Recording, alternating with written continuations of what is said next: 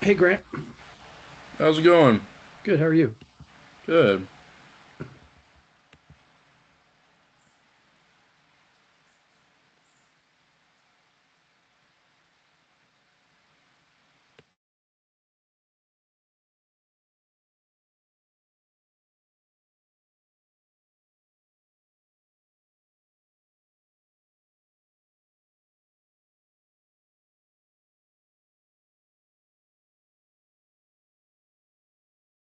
How was your day today? It's been pretty good. Pretty good. Good day teaching, and students were good, so it's been a good day. But I'm also still counting. We had 3 weeks from Thursday is the last day of school, so Okay, I was wondering when your last day is.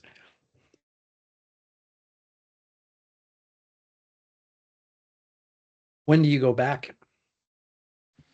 it's always like it's like now we've been getting out earlier and then coming back earlier, so probably be around August 10th is probably Oh, when okay. we'll come back.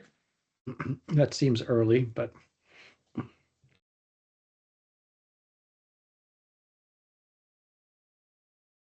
hey, Trey, welcome. Hey, good afternoon. So, how was your day today? Slow.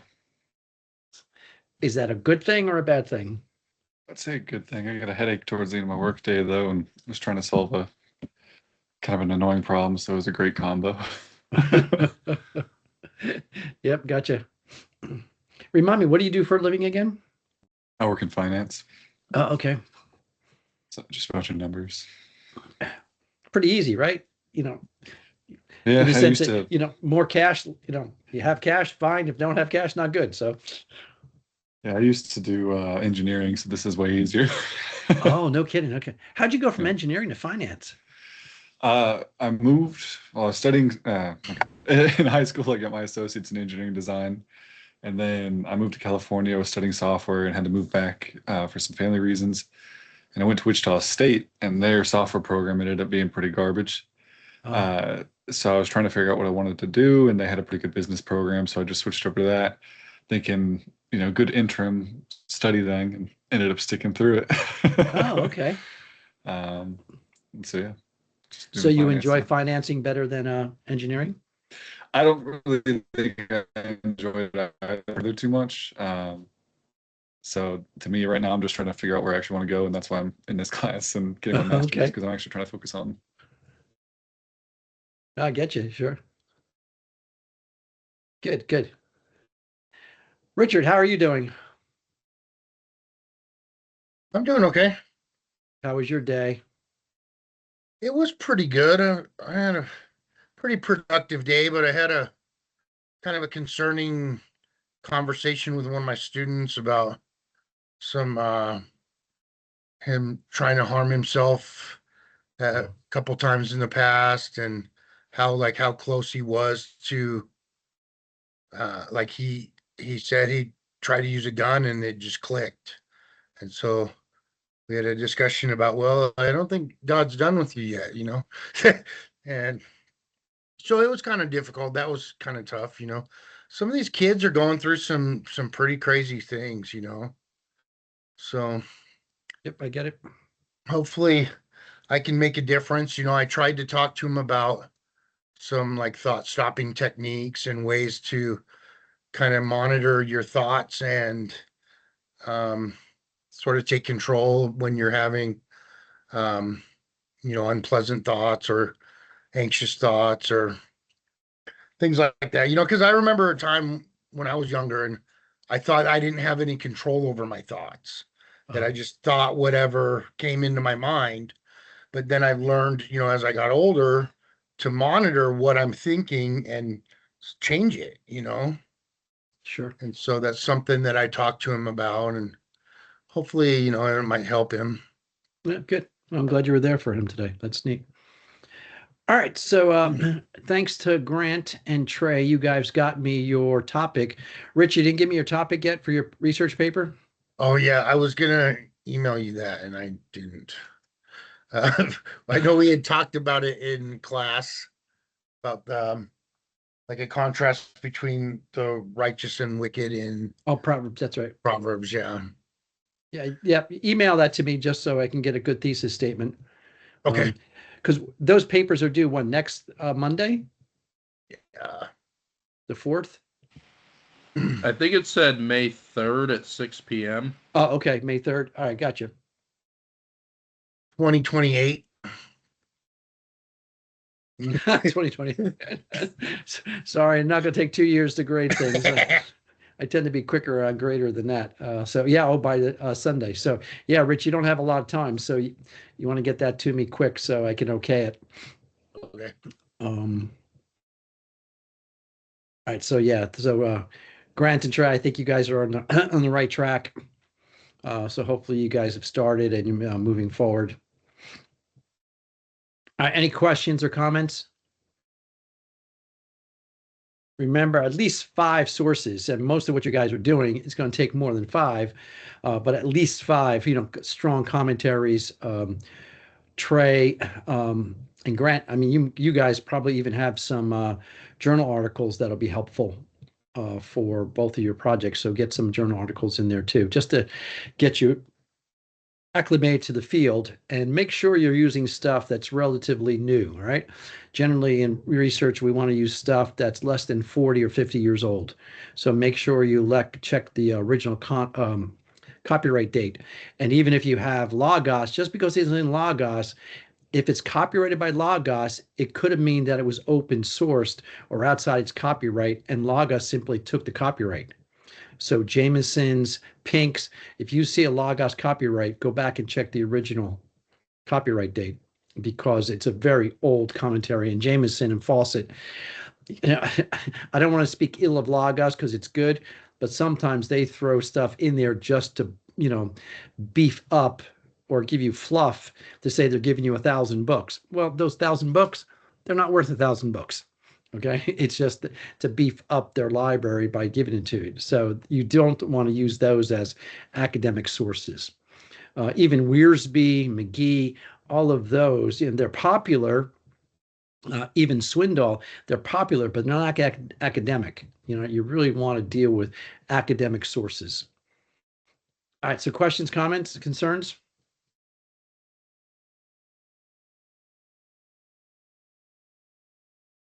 Everybody feel okay? All right, so actually we only have 2 weeks left, okay, tonight and next week for class.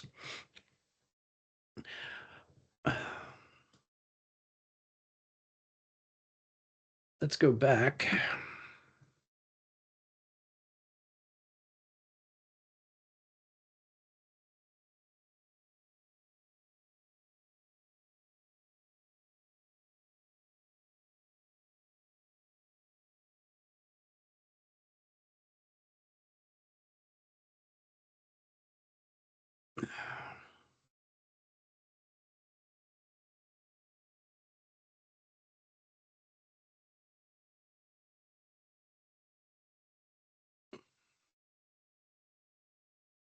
All right, so one question we want to ask, this is continuing with the with the book of Job last week. I just want to go into this. Why? And this is a question that Job asked in Job chapter 3. And as a pastor, this is one of the questions you're going to get asked when anything bad happens. Interesting, God doesn't get blamed when good things happen, but when bad things happen, the why question gets thrown around. And this is arguably one of the most difficult ones you'll get. Why did my mom get cancer? At 40, why did my aunt and uncle die on their honeymoon? Why was my daughter raped? So what would you say is the answer to innocent suffering? And many go to Romans 8 and, some go to Job. I don't think Romans 8 is the best. I do think Job helps us, because why do the innocent suffer? And that's really the question, right? Why does the innocent suffering? Because the big issue you have is not intellectually, but emotionally.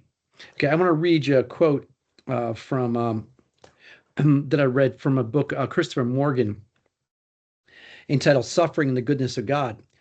The book's a series of 10 essays, and by far the best is John S. Feinberg. Have any of you guys read Feinberg in your theology classes? No? Okay. Yeah, Feinberg is a theologian, and he's a great, if you've never read his essay, it's wonderful. While the rest of the essays have value, Feinberg touches on the heart. He shares from his own experience his reflection on his wife's diagnosis of Huntington's disease. Huntington's disease, there's no known cure. And added to this burden is the painful knowledge that his 3 children have a 50% chance of having the disease or being a carrier. Right? So the essay, which is very good, they knew his wife had this disease. And he even asked doctors, hey, does she have this disease and will it pass on to her kids? And they said no. They had, I believe, 3 kids, and turns out she had the disease. So somebody made a mistake. And this is what he says. All my study and all the intellectual answers were of little help, because the religious problem of evil isn't primarily an intellectual problem, but is fundamentally an emotional problem. People wrestling with evil, as I was, do not need an intellectual discourse on how to justify God's ways to man in light of what's happening. That's what is needed to solve the abstract theological, philosophical problem of evil. This, on the other hand, is a problem of how someone experiencing affliction can live with a God who doesn't stop it. And see, that's the issue. That's the main issue. How do you live with a God that doesn't stop evil? And that's why this why question gets asked so many times. And I would suggest that Feinberg misses it a little bit. It's not just an emotional aspect, it's actually a faith aspect. And this is what chapters 38 to 42 really answer for us in the book of Job. Will I have faith in God who does not end the suffering when he's more than able to make it cease now? See, that's what you have to struggle with.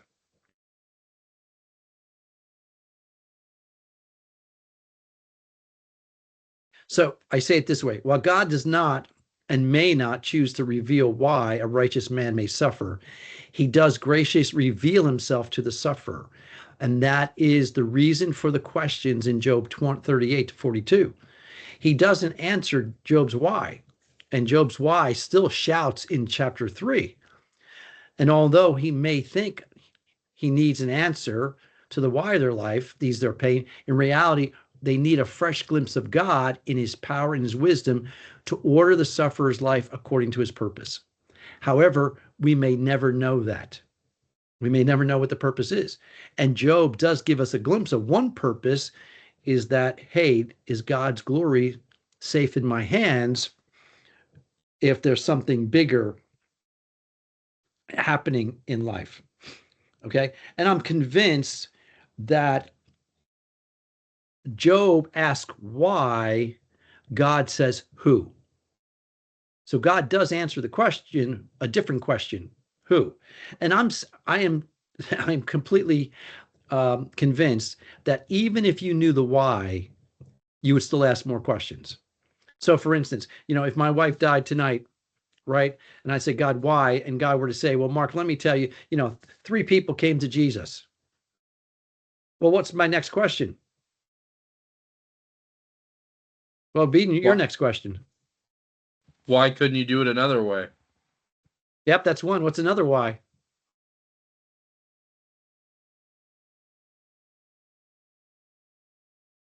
Why your wife? Yeah, why me? Or yeah, why you? Yeah, why me? Why not someone else? Why not one of you guys? The why question, I said this last week. Nietzsche said, if a man knows the why of his life, he can endure anything. And that's not true. The why question only brings up more why questions by someone who's really suffering. So having the answer to the why is not answering to why the innocent suffer. So what you need to do when people are asking this why question is move them to God. Now, again, you're not going to say, hey, God has a wonderful plan for your life, because that doesn't feel wonderful when you're sitting in a funeral home, right? And you don't want to use Romans 8:28 because that feels like insensitive, okay? There is no direct answer in all the Bible to why of suffering. There's still theological, because of sin, we live in a sin-sick world, yes, but that's not the issue. The issue people are struggling with, can I have a faith in God when he doesn't match my way of running the universe? And that's the key to Job. Job thought, God, you have to run the universe this way. There is only the revelation of an all-wise God who, if he can order the universe in minute details, like we saw in chapter 30 through 42, then he can be trusted to order my life for good. Or can I say ill? At least from my perspective. Lindsay Wilson notes, well, Job does not need to understand how God runs the world. He needs to instead see that God can be trusted to run the world. And that is critical. Okay? God does not need to understand how God runs the world. He needs to see that God can be trusted. See, that's the message of the book of Job. And this is why it's so good for suffering people. But you can point out, and it's really neat, Job 3, the why never gets answered. See, this is why I say it's always easier to raise our faith. It's always harder to raise our faith to trust God when we're suffering than it is to lower our view of God. Because, guys, I'll tell you, when you're suffering, you have a choice. And it always comes down to this choice: what will you do with God? And either you'll see God as God and you'll submit and trust him, or you'll lower your view of God. There was a rabbi who wrote a very famous book, and you might have recognized the title, When Bad Things Happen to Good People. Anybody see that title? When Bad Things Happen to Good People. Okay, it was a very popular book.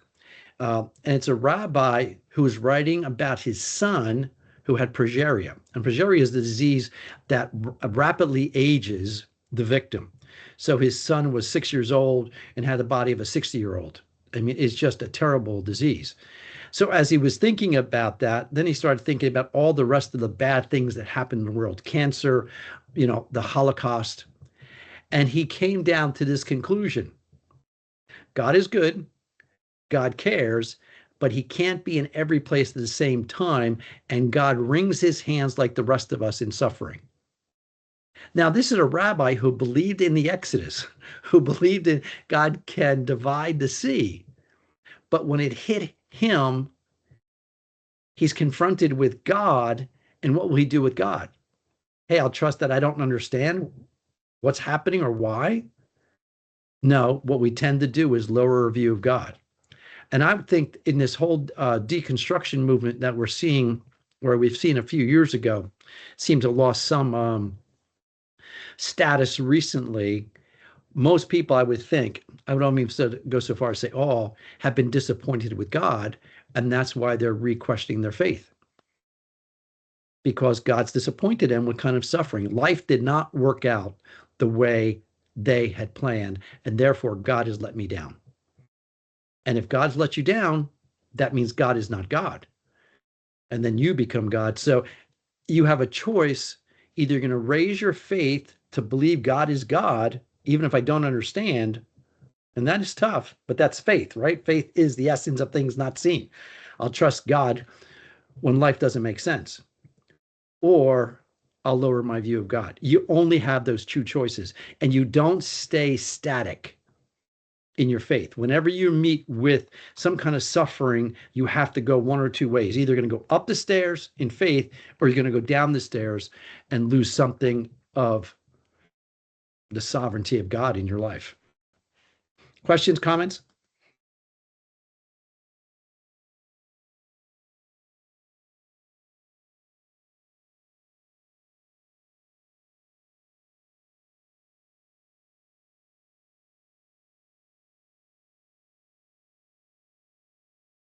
Have you guys done much counseling for suffering people?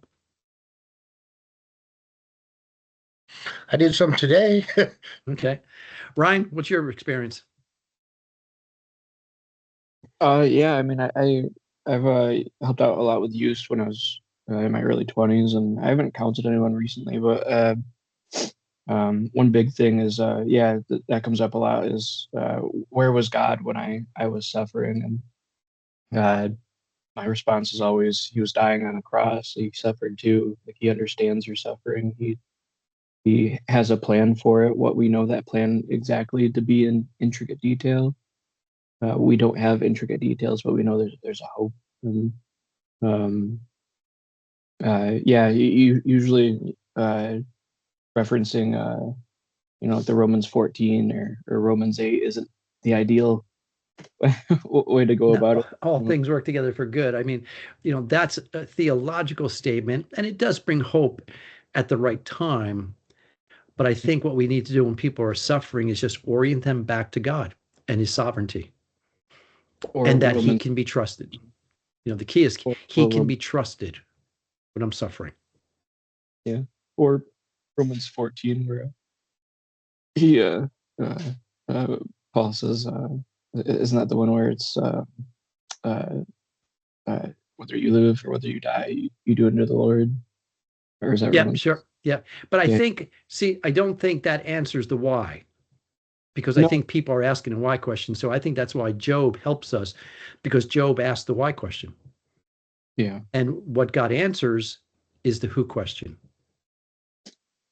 And I think that helps us. I don't see, this is why I don't think we have to go to the New Testament to answer the question of why innocents suffer. Now, theologically, yes, we need to fold.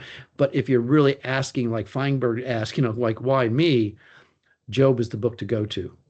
And it can stand on its own because it's wisdom literature. It's transcultural and trans time. There's no issue that we don't need, a New Testament to baptize the Old Testament book of Job.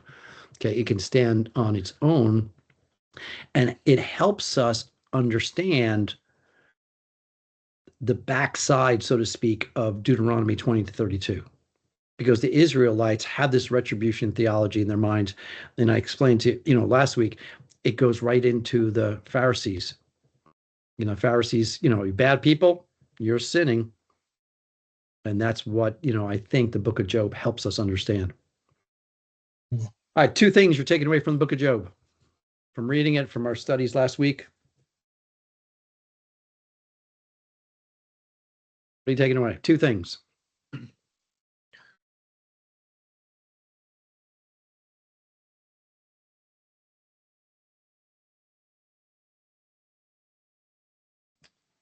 I think the part of God's rebuke of Job, I think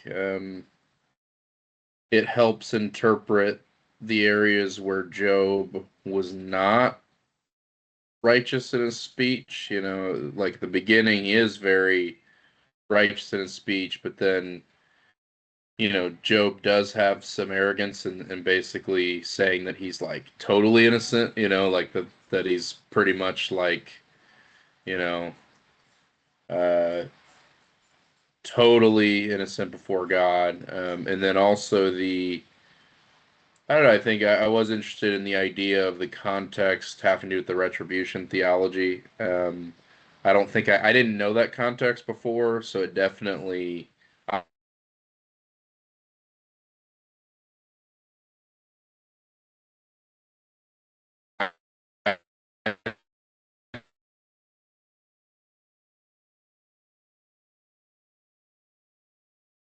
Yeah, you're breaking up, Grant.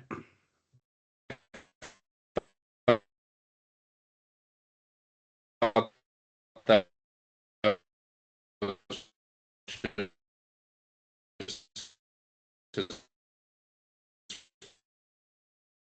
for friends thinking that way. So that does help understand the context more. Okay. Somebody else. Two things. That's one. Two things.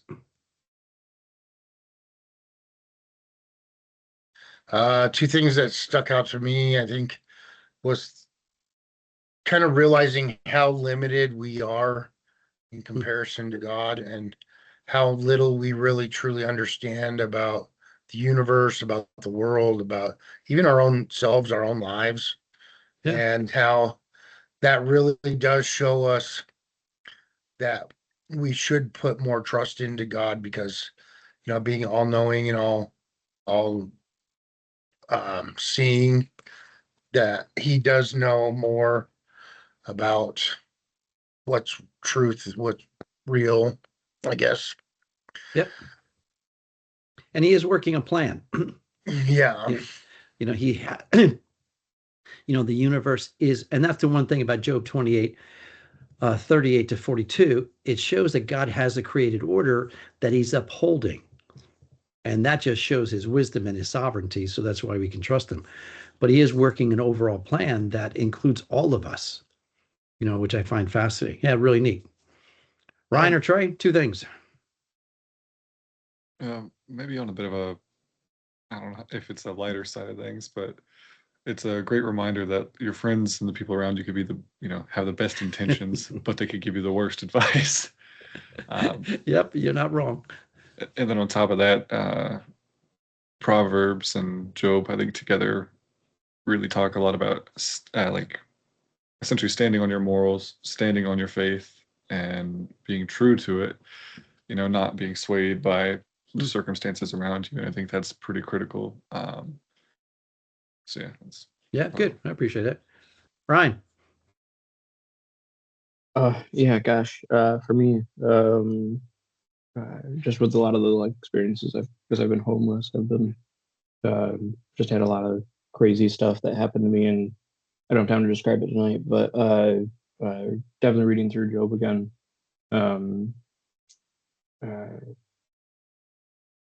As these other guys have said, just the reliance on faith for the big one, faith that God will supersede where we are faulted, and then the other one is, and I mean it's not just in Job; it's presented all throughout Old and New Testament, and just the continuous amount of times how wonderful it is to see how God works in broken people. It's like you don't have to be. Who's broken in Job, though? For me, the way that I read it, at least what I've seen is like how often Job's life has become a mess, and yeah, that's the way that I. Okay. So ultimately, it would be Job until the ending of it, when it's restored. Not broken spiritually, but broken, with either his health or things going on. Oh, sure. Okay. Yeah, most people use brokenness, spiritually. And that's why I was just challenging to think through that. Yeah. Not spirit. No, we have plenty of evidence that he definitely relied on trusting in the Lord. But no, Good. Oh, Ryan, just before we go into Ecclesiastes, I need your topic for your research paper. Okay. Because that's due it's due this Sunday. And I said that I said last week that your all theses were supposed to be into me by Friday, last Friday. And I didn't watch that yet, but okay, I'll email you later tonight unless you want me to come up with it right now. I don't have anything. Well, think about it and let me know. But it's due Sunday, so you're Okay. Yeah. need at least 5 sources. So it needs to be a research topic. So you want to think about it and get that to me. So Okay. it's due Sunday. So, all right.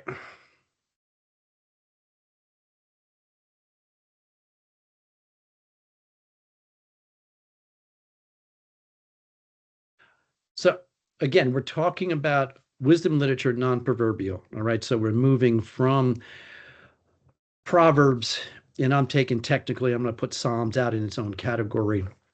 We talked about Proverbs and we talked about Job, and Job is definitely different than Proverbs, right? Proverbs is very formulaic, do this, this happens. Job, the gloves come off, so to speak, and it's, all over the map, but it's really important proverbial wisdom. Now, Job is very unified around one person. Okay.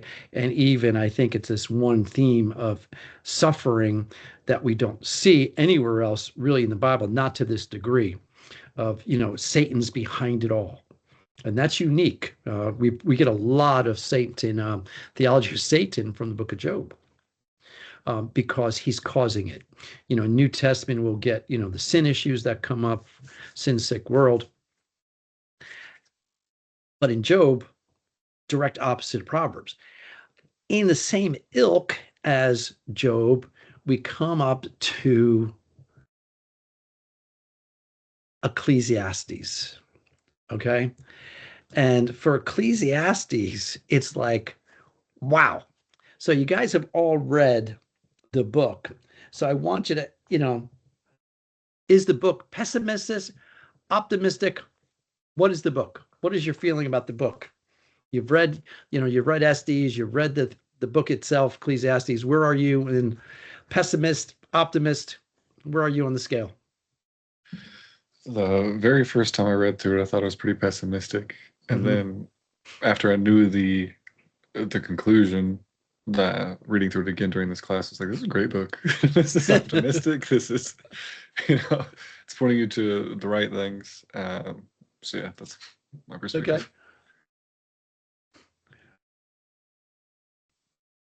Yeah, I think I would disagree with the scholarship that would say that, like, basically with the two voices in the book, that one is kind of the voice of the pessimistic skeptic, and then at the epilogue, that then the frame narrator at the end gives a theological correction. I think at first I kind of thought that. It's like, okay, that makes it. But then the more, as I've looked into it more, I realized, no, actually, what the author's communicating is basically just that life is really confusing and difficult. And the way you address that is not by trying to take control, but by simply accepting your limitations and trusting in God through it. Yeah. So I actually do view him as an optimist, not a pessimist. He's a realist optimist, I guess is what I would say. Realist optimist. Okay. Richard or Ryan, where are you guys? It seems like it kind of depends on where you're putting your focus and where you're putting your hope and what you're living for. All right, that's not uncommon for the book. So you have to commit. Pessimist, optimist. Oh, I think ultimately it's optimistic. Okay. Ryan. Yeah, I mean, I've always kind of read it as optimistic. Um, I don't know, even like uh, the Psalms where David is from like lamenting. Um, uh, I've often read that as like it's still like an optimistic hope. Still trusting in reliance on faith in God, and I don't know. Yeah, I guess I would be that the Ecclesiastes, it might have elements of where it seems like it's kind of pessimistic, but it's really just that same kind of concept of like a lamenting, and but ultimately, yeah, being definitely optimistic. So. Okay. Yeah, you guys are unique. Okay. Most people do not see the book as optimistic. And even I'm gonna challenge you a little bit. All right, but probably no other book in the canon that can be read from either theological pole and everywhere in between. I mean, I've read a number of commentaries on Ecclesiastes, and they want to put every kind of philosophy, Stoicism, every Greek philosophy they can get from the book of Ecclesiastes. Some read the book largely in negative terms, while others have signed it to a positive. And House says Ecclesiastes can be co-opted by virtually any point of view a reader may wish to assign for it.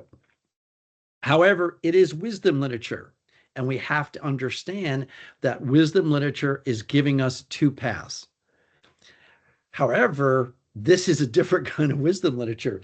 Borgmans writes, Ecclesiastes is wisdom literature, but not of the classic sort. He's talking about Proverbs. Rather, it is of the grittier, earthier sort. It belongs on the side of Psalm 73 and Job, but it's more sauce, has more bite, and more tang. And he's not wrong that way. I don't see him as an optimist or a pessimist. I see him as a realist. Okay. The Solomon, give it away here. Solomon is a realist who understands, and Grant was getting this point, who understands the uncertainty of life and does not settle for easy answers to make sense of life. See, that's easy. That's where we want to say he doesn't settle for easy answers. He doesn't just say, hey, take 2 verses and call me in the morning. To read Ecclesiastes from the point of view of a pessimist, it would seem that one would have to disregard, and I have 1, 2, 3, 4, 5, 6, 7, 8, 9, 10, 11, 12 passages that speak about the enjoyment of life. There's too many verses in the book that talk about enjoying life. What I see for the author of Ecclesiastes is the uncertainty of life. And I think you have to understand some main concepts before we move forward on Ecclesiastes. And one of those is this term, Hevel. Okay, Hevel. We have to understand this. This is where we get the English term vanity or meaningless. And meaningless is the worst translation that we can have for this word Hevel. Okay. This is key. Stephen Wellham states, a better translation is that of a vapor. So here, not sure. I tried to make it hot.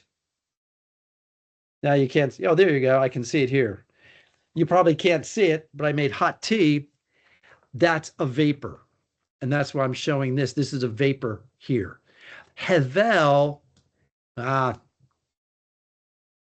Hevel, which is vanity or meaningless, is better, conveys vapor. Okay. It's clearly that Hevel does not teach the author's view of life as mere vanity and futility. It's not futility in the sense that it means nothing. Okay. It doesn't mean nothingness. It doesn't mean meaningless. It means this vapor. So what is true of a vapor?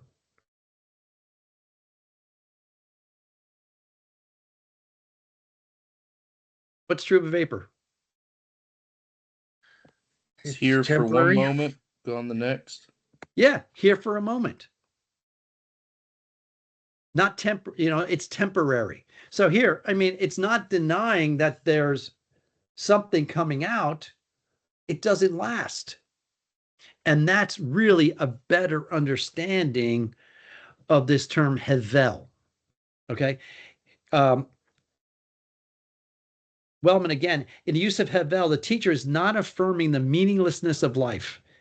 He said he's affirming that life lived under God's providential rule in a fallen, sin-cursed world is rarely understandable to us and hence incredibly elusive. And elusive here is try to grab vapor. Can you grab the vapor? No. I mean, you can grab it and it's there, and you can feel the moisture, right? But it's incredibly elusive, often engrammatic, hence the need to trust the Lord and to walk before him obediently. And Grant, this is what you were saying before. And this fits if Hevel means this idea of vanity is better translated as vapor. Okay, it's a vapor. Although our English word vapor probably not the best, but that's you have to think. So please do not think meaningless. What do your favorite translations have for this word vanity in Ecclesiastes? It would be in verse 2. It would be in verse 2. The first two words. What's your translations have?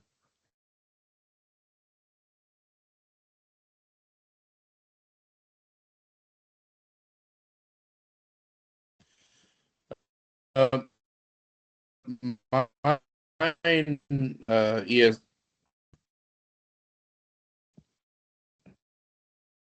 Yeah, Grant, I'm not hearing you very well. You keep breaking up. Uses vanity.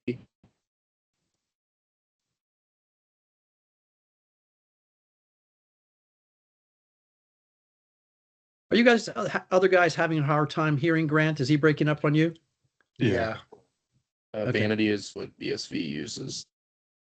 Oh, vanity. Okay. Oh, Anybody is else mine have some? Go ahead, Grant. I was just gonna say I think I'm having an internet problem. Sorry. My ESV version uses vanity, but in some of my research, some have said enigma is a good word to use for it. Yep, that might be even a better word. The Net Bible has futility. Everything is futile. Futile. What do the rest of you guys have? I was Which just verse looking was at it?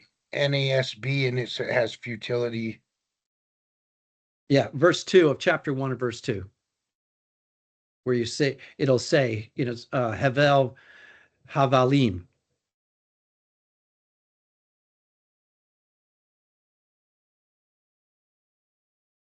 The NIV has meaningless. Yeah, that's, meaningless is worse than even vanity. Okay, this idea of futile,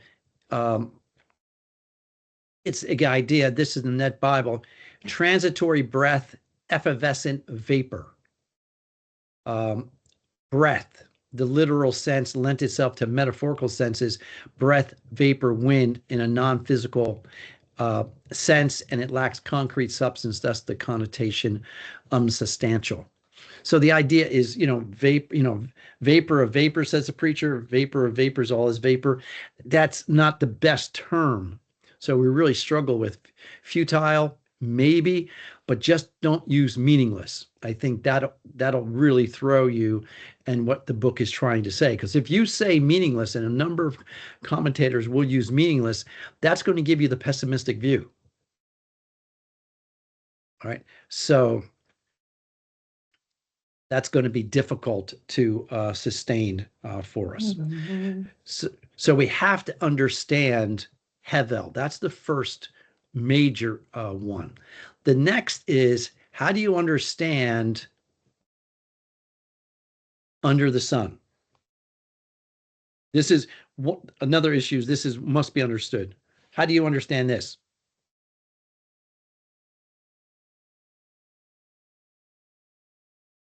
I was just thinking like everything the sun touches.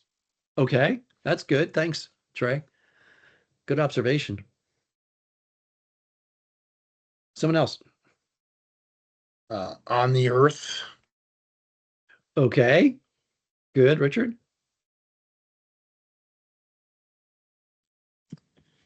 I don't say life from a human point of view.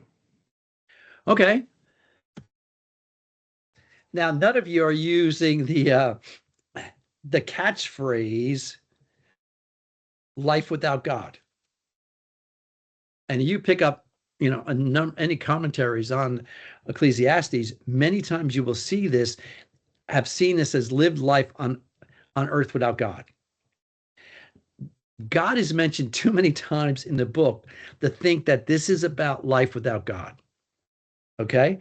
According to D. Roach, life under the sun is a shorthand for the restricted sphere of activity the author is privileged to observe without bracketing out God or his providential role.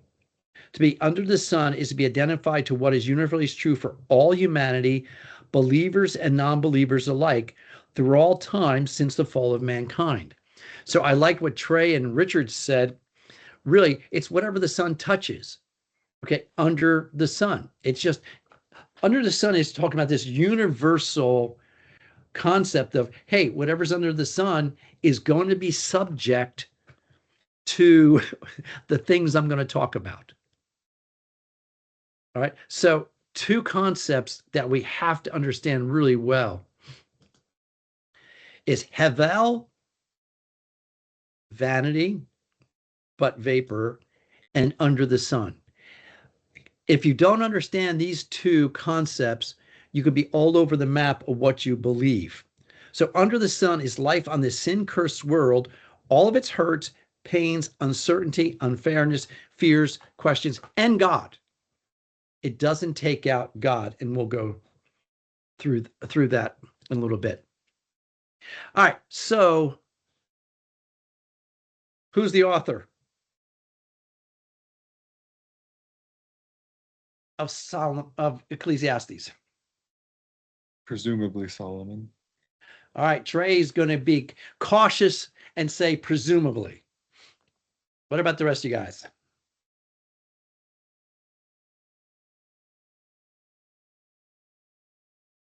Got to vote. I personally am confident Solomon, but Personally see confident, but okay, that doesn't sound like a rounding support for Solomon, but okay. Richard, I say it's Solomon. no questions asked? I mean, I can ask a lot of questions, but Ryan, what's your position?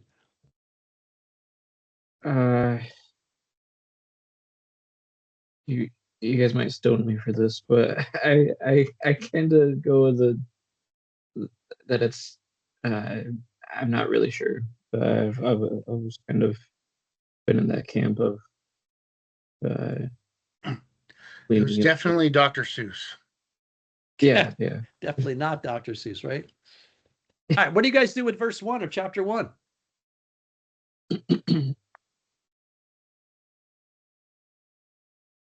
What's the text say? The words of the preacher, the son of David, king in Jerusalem. I mean, David did have a lot of sons, but not too many of them were kings, huh? None of them were kings, except one.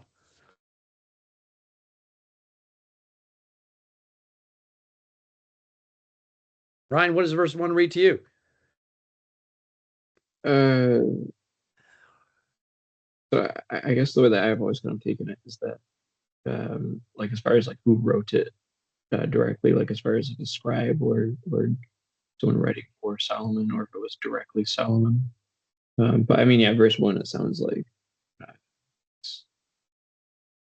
It says the words of. I don't know how you get around that.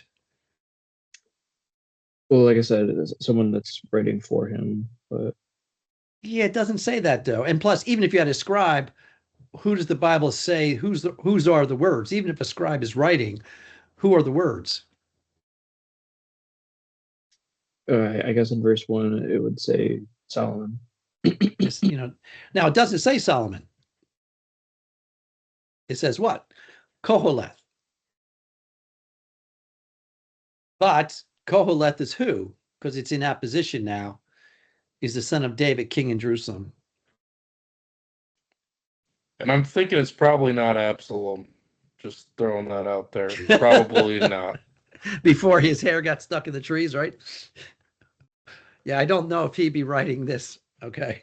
All right.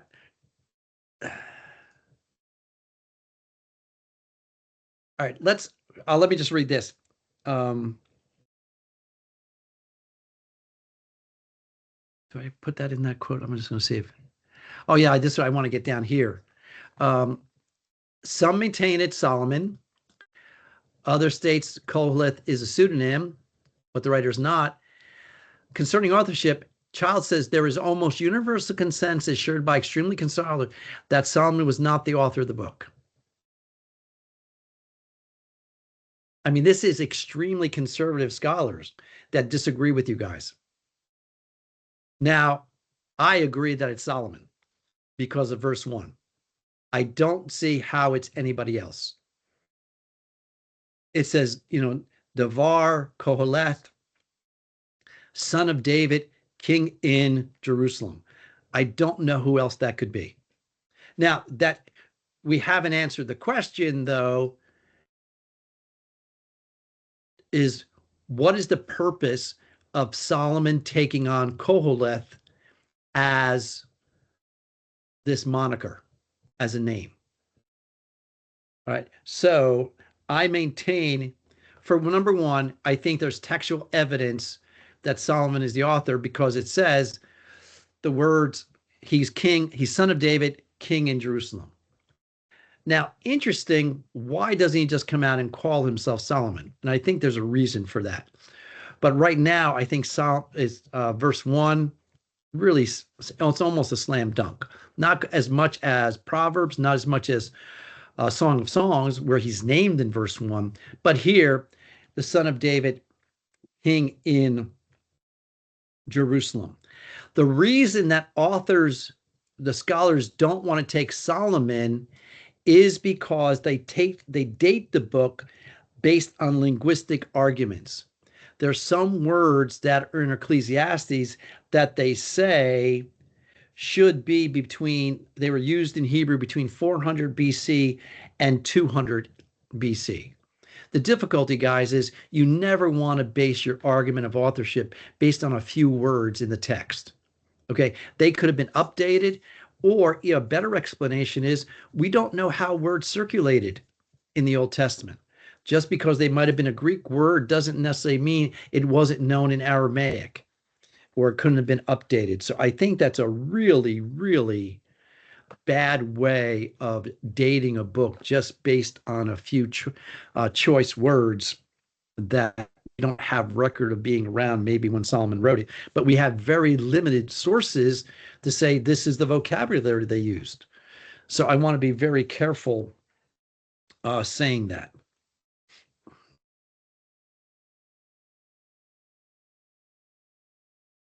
So what is your thoughts?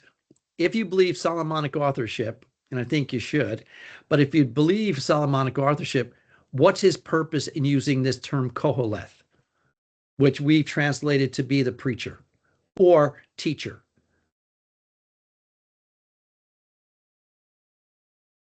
What's the reason? I don't know. My ESV version here, it has a footnote or a superscript that says, or convener or collector, Hebrew Koheleth. So yeah, collector is probably not the best. It's probably leader, speaker, teacher, or preacher of an assembly. Okay. Well, then that blows my whole argument. Never mind. Yeah, it probably means the leader of an assembly, speaker of the assembly. And actually, rabbinic literature treats Koheleth as a traditional surname for Solomon. Perhaps he was writing it under a different, rather than writing it, this is the king telling you this. This is the, what did you just say? The teacher. This is so a different title, I guess. Okay, excellent, Richard, excellent. what would be his purpose in doing that? Why would he want to take on a different persona? Is it just perception? Like Perception of what? He wants the readers to view him as a preacher rather than as the king or as the son of the king. If that makes sense. Well, he talks about the son of the king, but why does he want to take on this persona? I think you guys, yeah, excellent.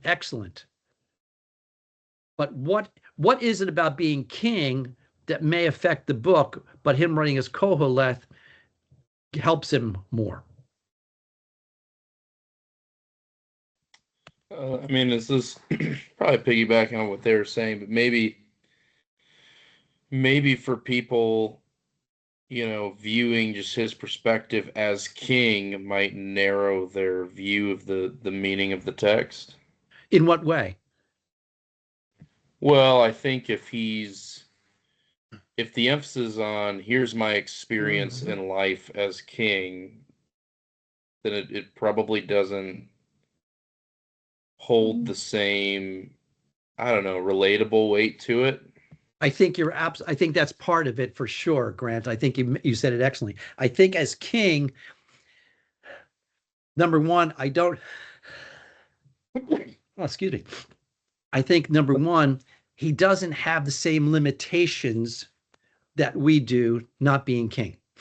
So somehow he's going to step down from that kingship role and just become a teacher who's observed things in Israel, but a wise teacher. See, and that's my second reason for going with Solomonic authorship, is because it's a wisdom book. And I would put all the wisdom books with Solomon's authorship. Now, that's a weaker argument than verse 1. So I think, and this is another, really important question, is why does he take Koheleth? I think because he steps down from kingship. However, it is really not a very good pseudonym, because he says Koheleth, the son of David, king of Jerusalem. Everyone has to know at that point it is Solomon. And I think that he allows that not to be too veiled, because I think he brings his wisdom tradition into the whole book.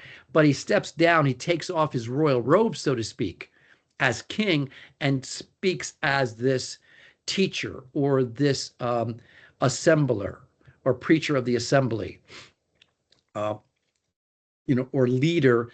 I don't know if I want to say religious, but I'm going to lean that way, that he's going to make these observations. So Solomon, I don't know if the book changes if you don't adopt Solomonic authorship, even if you leave it Koheleth, but I think you still have to struggle with, no matter who's the author, and we know that there was nobody called Koheleth, what's the reason for taking Koheleth as this pseudonym? So that's a legitimate question to ask the text, and you have to struggle with this, especially if you're going to preach or teach this text. So I would hold to traditional authorship of Solomon. So I would date the work around the 10th century, opposite even conservative brethren. And again, tradition has said from the very onset that Jews and Christians have always said it's been Solomon. All right, so traditionally, we're not getting too far. Questions, comments about authorship? So what is their argument for why it wouldn't be Solomon? I mean, it basically says the words of Solomon. Except it doesn't say Solomon, and we'll get into this next week when we look at authorship for the song. Even though it says, Song of Solomon, scholars will still argue based on a preposition. One of the main issues I mentioned before, Rich, is that because of some of the words uses in the book. And if you look at any commentary. I was thinking about that. Couldn't there be words that they would have been rarely used in one time, but in another time they would have been popular, like that's the fad, So everybody's using that word in the 400s, but back when he was writing, only certain people would use that word. It could very well be. See, I just don't think we know enough about the use of words, because we really have a limited source in the Bible. I mean, he used a lot of other words, Hebrew words than we know. And plus with Solomon, because of so many people who came to Solomon for his wisdom, there was a lot of cross-pollination of languages. So I want to allow for that people, who came to Solomon's court, my goodness, all over the world. Now, who would have translated, I have no idea, but it would have been unique because of all these kings, and even, Queen of Sheba comes. So they're using different words than Solomon and the rest of the Hebrews would have used. So I don't doubt that what you're saying is true, Richard, to some degree. Any other questions, comments? I had one. I'm not sure if like there's different data. Like, is it possible that different chapters of Ecclesiastes were written at like slightly different times, or was it all unanimously written around the same time? There's nothing in the text itself that seems to indicate that this wasn't a whole unified work. Okay. Plus, you have this beginning, and again, if you don't know, it's Davari Koholeth. It says the words of Koholeth. So it doesn't seem like he's going to break it up. We don't see that phrase again through the rest of the book where he's going to do something different. And this is not like Proverbs, where we see in Proverbs 25, where the Proverbs of Solomon are collected by the men of Hezekiah. Mm. So that becomes good question. That would be that's a question that comes up in the Pentateuch, right? Because of JEPD theory, which has been debunked, but still around in scholarship. But it's not true that Moses didn't write the Pentateuch. It was written by these 4 different sources, which is not correct. But it's sad that a number of conservative scholars want to get away from the authorship of Ecclesiastes. Other questions? I may have missed it somewhere. Oh, I guess it says right here because I was thinking, maybe, is it possible that it was written prior to him being king, and maybe he used that? The difficulty you have with that, Richard, is says he was king of England. He was king of Israel. Yeah, but that may have been added at a different time, because it's saying the words of the preacher, the son of David, king of Jerusalem. That doesn't necessarily mean he was king at the time he said it. I mean, I don't know. It's the difficulty is you have, it says the words of Koholeth, king of Israel. That seems contemporary. I don't know if you can make that argument. And I've never seen number one, there's no textual evidence that says we have somebody different here. And we have pretty strong contemporary evidence composition-wise when he says the words of Koholeth. I could say the words of the son of David, king in Jerusalem. I don't think how you can get around that not being Solomon when he says it. Good question. I mean, you're asking good questions. And we should be asked these questions because we want to be honest with the text. Now, it would be nice if he says, verse 2, Havel of Havelim says, Solomon, but he doesn't, because he wants to take Koholeth as this preacher. And this comes back again in chapter 12. Look at chapter 12, verse 9.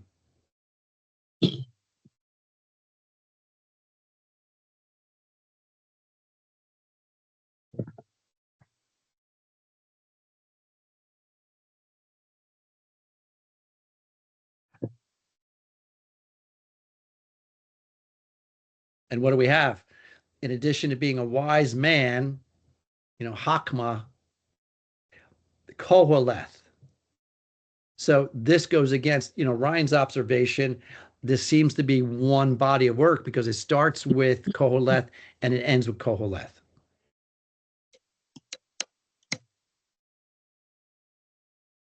Now, Grant, you had mentioned last week when we were talking about, I think your attention, or maybe it was in an email to me when we were talking about your research paper. But what's interesting in verse 9 of this chapter 12 helps us understand something about what genre is this book. Because this is a struggle that many scholars will have. What's the genre of this book?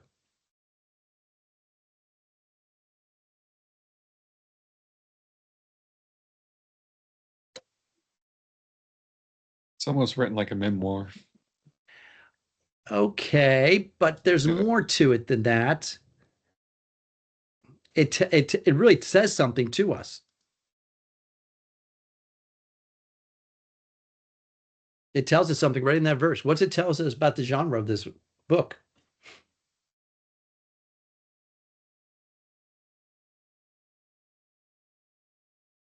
Verse 9, chapter 12. You mean it's use the word Proverbs? Yeah. So what does that mean?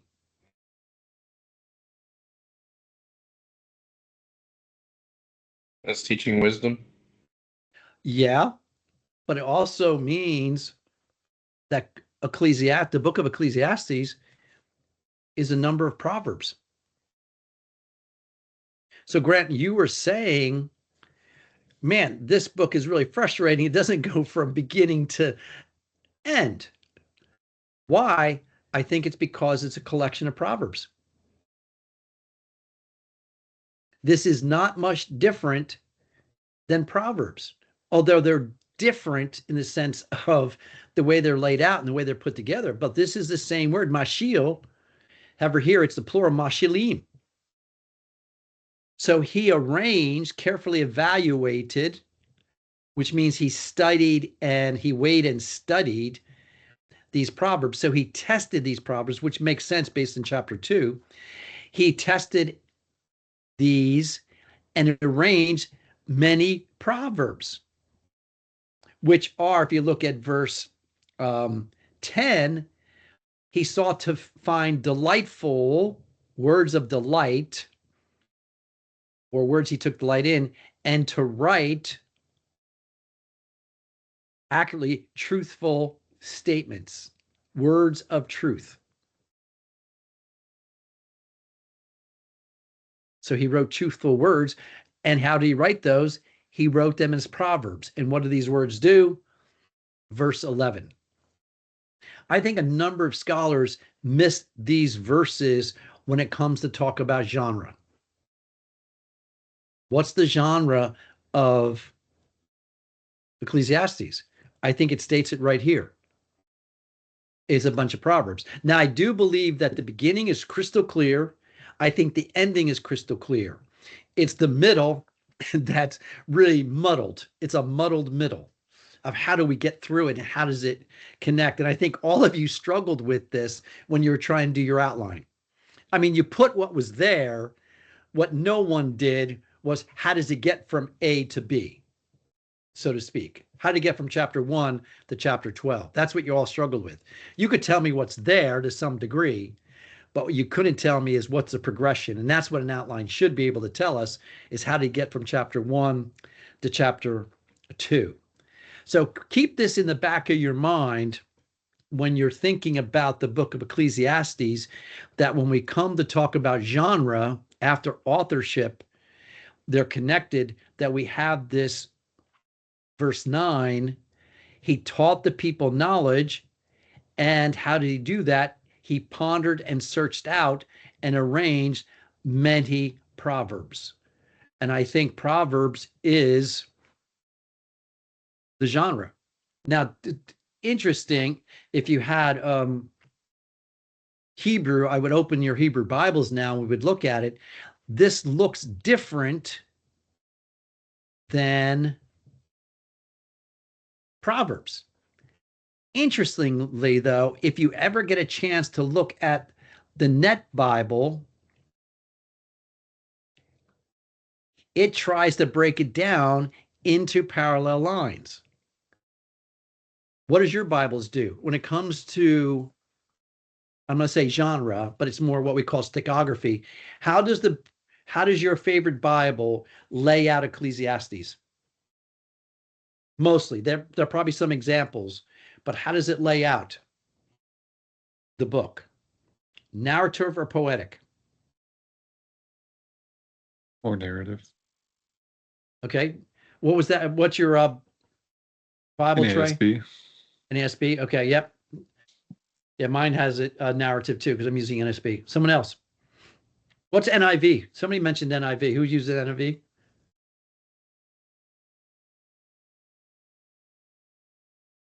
I don't use the NIV. I just looked at it to see what it said. What? How does it lay out the book? Let me see here.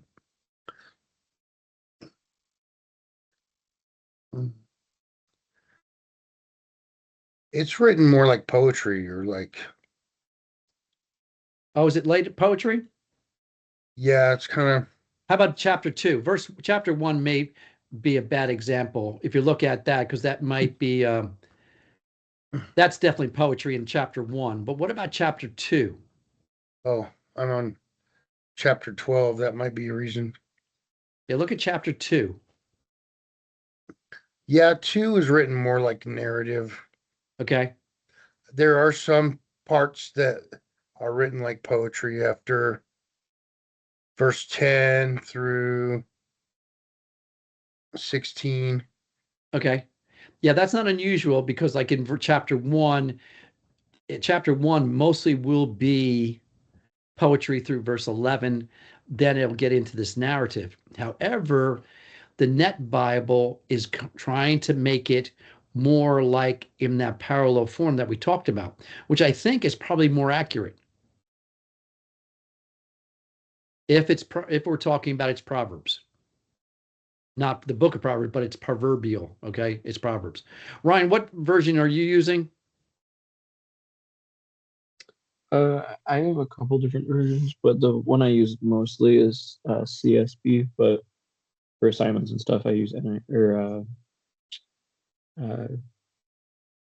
ESV or NIV. I can't remember. What does CSB have? How does it lay out the book, especially chapter 2?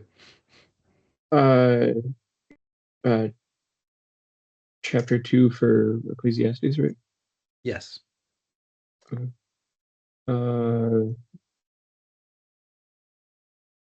As far as like the different sections, I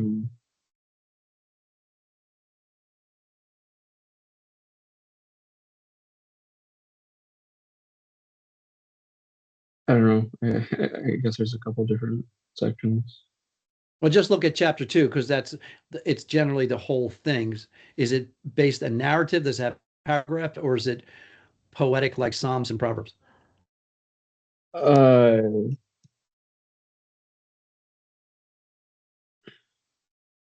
Kind of a combination. There's some parts that are, I mean, it's mostly paragraphs, but there's a few parts that are kind of separated into almost like a poetic, like verse 14 separates into like a poetic, its own little chunk, I guess. Okay. Yeah, I could possibly see that. So this is another question we have to struggle with. And I think some of our translations may be moving that. I like the Net Bible, but I think there's a lot of work to be left to be done on, how does the book play out? And I think that the publishers are going with the poetic is probably based on chapter 12 that they're seeing as Proverbs. And if you've just done the book of Proverbs in this parallel line, then probably it means that that's how we should probably read Ecclesiastes as well. Right. So there's a lot of questions, guys, a lot of room for research in the book of Ecclesiastes, and a lot of things that we have to understand before we tackle what the book looks like. And that leads us to, what are some of the issues? Identify the structure of the book. Is it Proverbs? Number one, the big structure of the book, right? Is it Proverbs, which I think it is? Then how come our translations don't necessarily reflect that? And then what is the structure of the book as it moves from chapter 1 to chapter 12? Again, I think it's clear beginning right through chapter 3, clear ending, chapter 12, but everything in the middle. And I think Grant said it really well. It's because, life is frustrating. So the book even takes on some of this frustrating organization, right? So to identify, the next thing, identify Koholeth and his relation to Solomon, which I think is just a pseudonym. Harmonize the apparent contradictory views we'll have to look at. One thing to keep in mind, to appreciate the biblical theology of work and pleasure. The one thing that this book does is it gives you a real strong theology of work. How should we work? Should it be working constantly, never bringing our heads up, make the most money, end with the most toys? Or is it something else? And then when it comes to pleasure, is it saying, oh, we shouldn't enjoy pleasure at all. Pleasure is bad. It's meaningless. And that's why I want to get away from this word, hevel. And then appreciate man's responsibility to fear God no matter what. And again, almost like Job, except it doesn't have the suffering as the unifying aspect. But the bottom line is all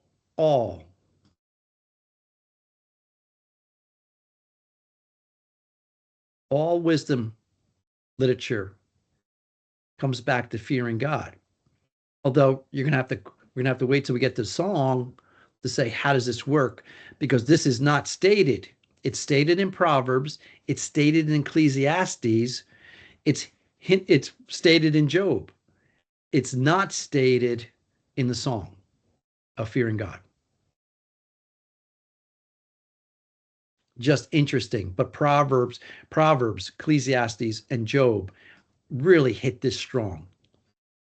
It's our way to fear God. So no matter what you do with the book, and I hope you see it as a realistic book that doesn't stray away from the hard questions, the bottom line is fear God.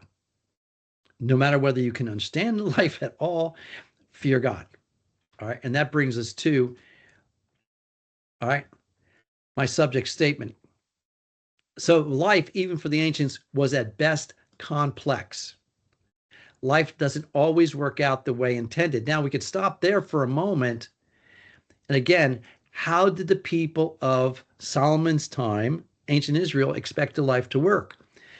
Deuteronomy chapter 28 to 32. If you haven't circled those chapters in your Bible, now's the time to do it. Because that's how they figured life should work. Hey, if I do right, I'm blessed. If I do wrong, I'm cursed. The Proverbs takes that theology and says, yes, that's true. And I think it's true of a nation in the land, but it's not necessarily true of every moment of life. And that's where I'm saying, hey, it's complex. It doesn't work out that way. And really, Ecclesiastes is a book of exceptions. There's a ton of exceptions if you're reading. So if you haven't done it before, go back and read Deuteronomy 20 to 32. If you understand that and say, oh, now I understand wisdom literature, how it is the other side of the coin. Some scholars want to say it's a correction. I don't think it's a correction. I just think it's the other side of the coin on how we live in life. And I think those promises were for the nation, but for individuals, there wasn't always going to be this health, wealth, and prosperity that Deuteronomy 28 to 32 seemed to promise. There are times that man simply cannot figure out life or predict it. Now, this is important because Deuteronomy, life was predictable. And although man may strive to unravel the meaning and purpose of life through a number of endeavors, it's only the man who fears God that is able to enjoy the blessings while he lives life under the sun. This is why the book is realistic and even optimistic. It's only the man who fears God that's able to enjoy the blessings and to realize that they're hevel, that they're only a vapor. We can enjoy life today, but tomorrow, guess what? We have no idea what's going to happen tomorrow. Now, some people live in fear of that, But the idea is better to fear God and just say, hey, God knows what's better. So the author of Ecclesiastes, Solomon, sought to write words, and this is chapter 12, that would encourage man.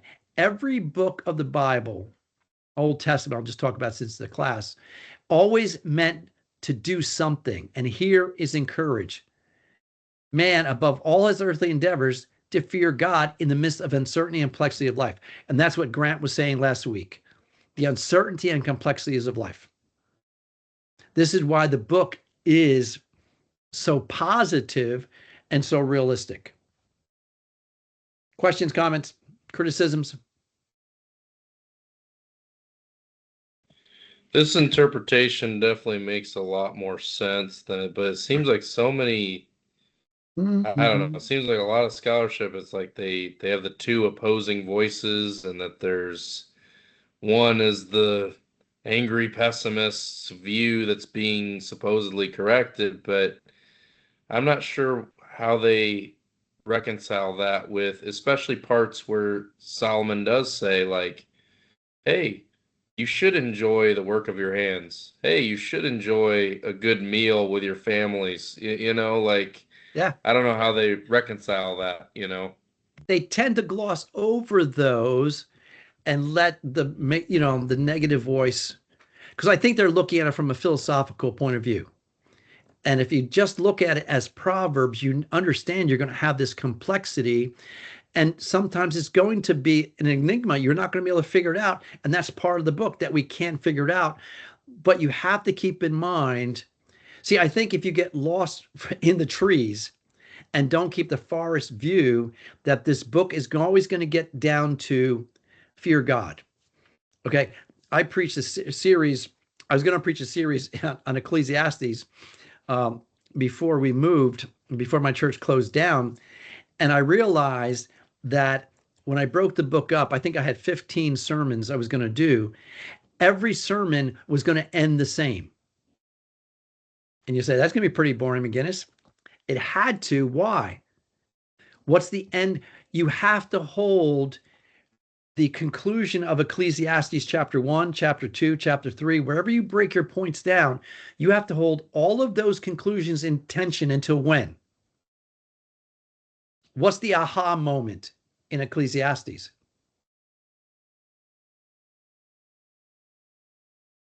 What's the aha moment?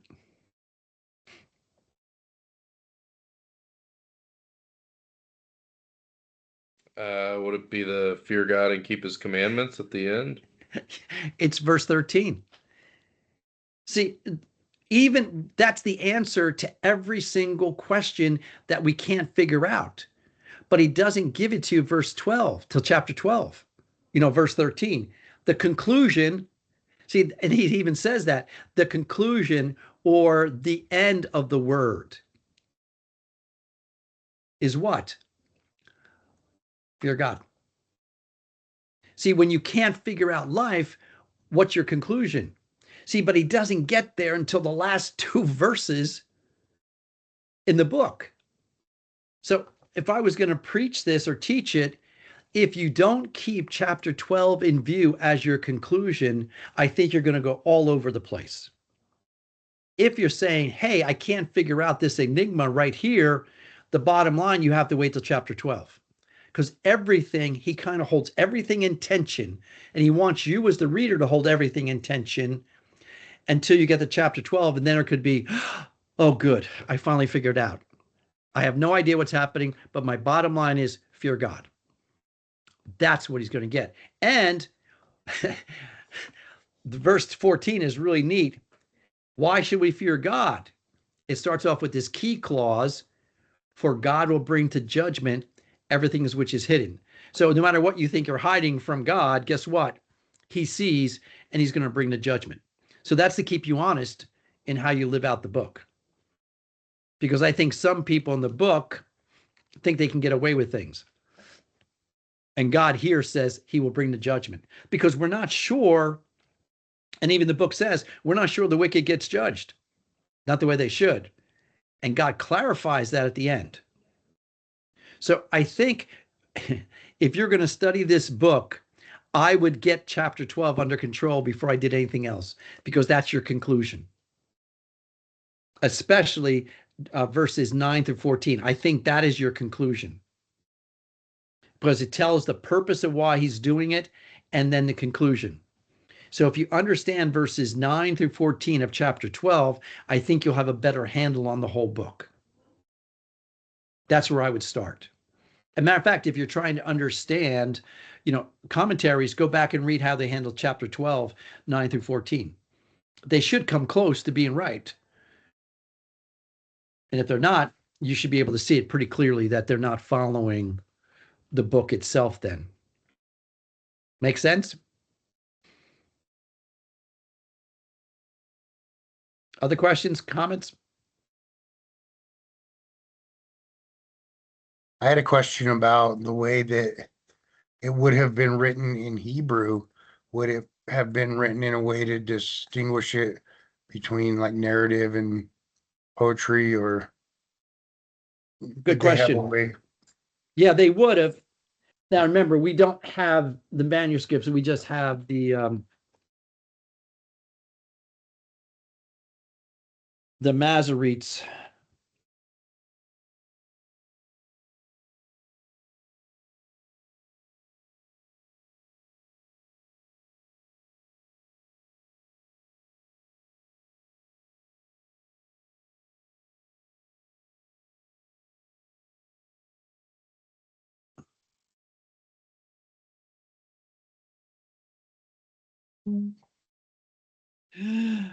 Oh.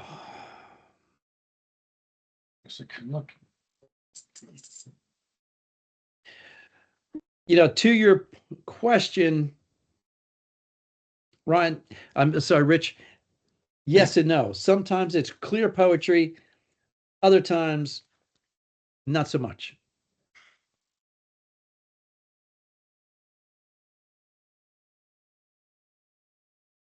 Yeah, it seems to be all over the map.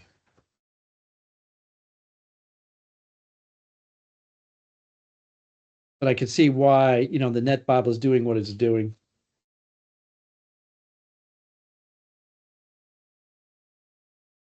Yep, interesting.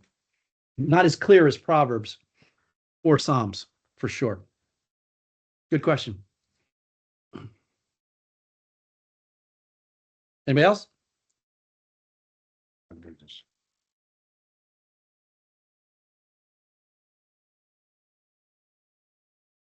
All right, so just review, right? We have to understand Hevel as we start talking about this book, this idea of fearing God. All right, so we have to understand Hevel. We have to understand under the sun. All right, those are key. I always change my outline. My goodness. The book is difficult. Diller and Lawman post 3 points, Dorsey 9, Scott 21, Hal 6, Lesord 9, but not the same 9 as Dorsey. So, I can't even mark you wrong for your outline in Ecclesiastes because no one agrees. All right. So, I put an outline here simply because I do. But if you ask me, I've even changed my outline since then. All right. All right. So if you open to chapter 1, the book opens.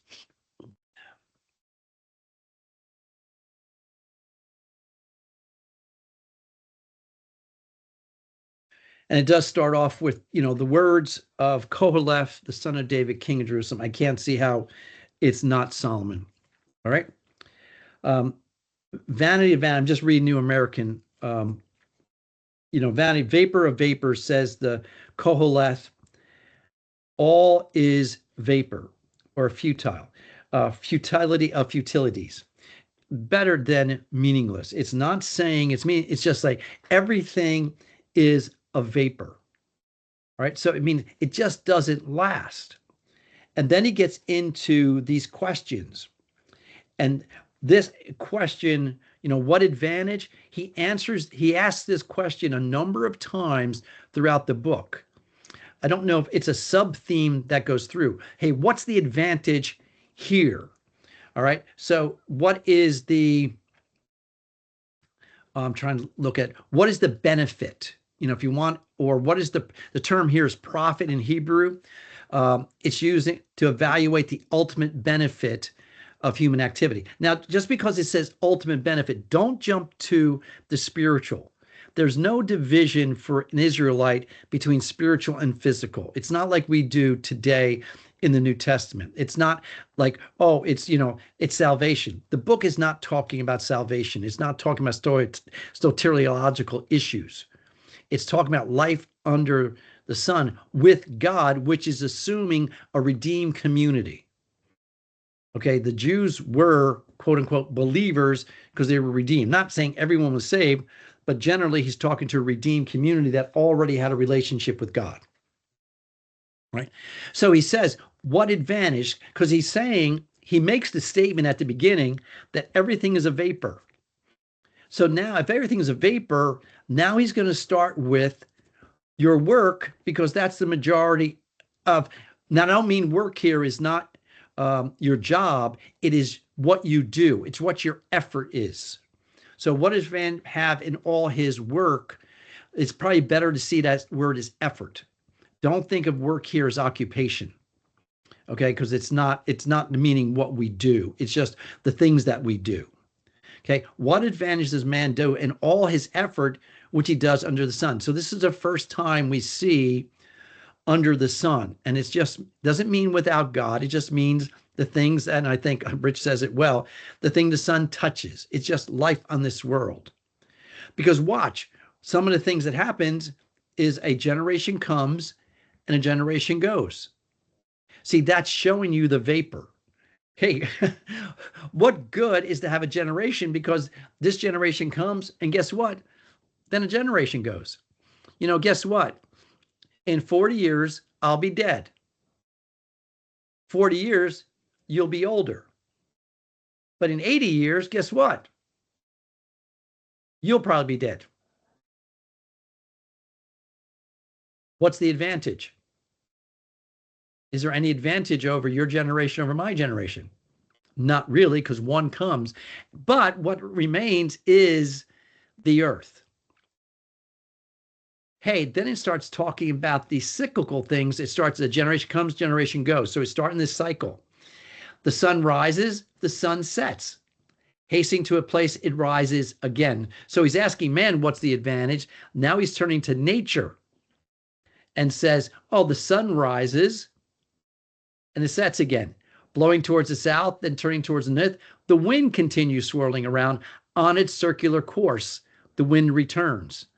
So what he's trying to say is, hey, we have all these cycles. A generation comes, a generation goes. Generation comes, a generation goes. It's cyclical. And if this is what's happening, then what is the advantage of anything? Or what's the lasting advantage? All rivers flow into the sea, yet the sea is not full. So a place where the rivers flow, there they flow again. And again, this is talking about the hydrological flow that, you know, rain comes down, goes into the rivers go into the oceans aren't filled, the water evaporates from the ocean, goes back into the clouds. And then because it's cyclical, he gets almost a semi-conclusion in verse 8.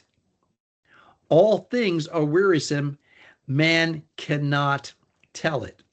And, or better yet, all this is monotony. It's tiresome. Okay, it means it's just coming. It's what he says. It's everything is cyclical. And then what does he say? He gets real personal. The eye is not satisfied with seeing, nor the ear with hearing. And isn't this interesting? This is what we saw even in Proverbs. We saw that, you know, 3 things, yea, 4 or 6 things, and yea, 7 that are not satisfied. And now he says the eye, and now look at this. I got this, it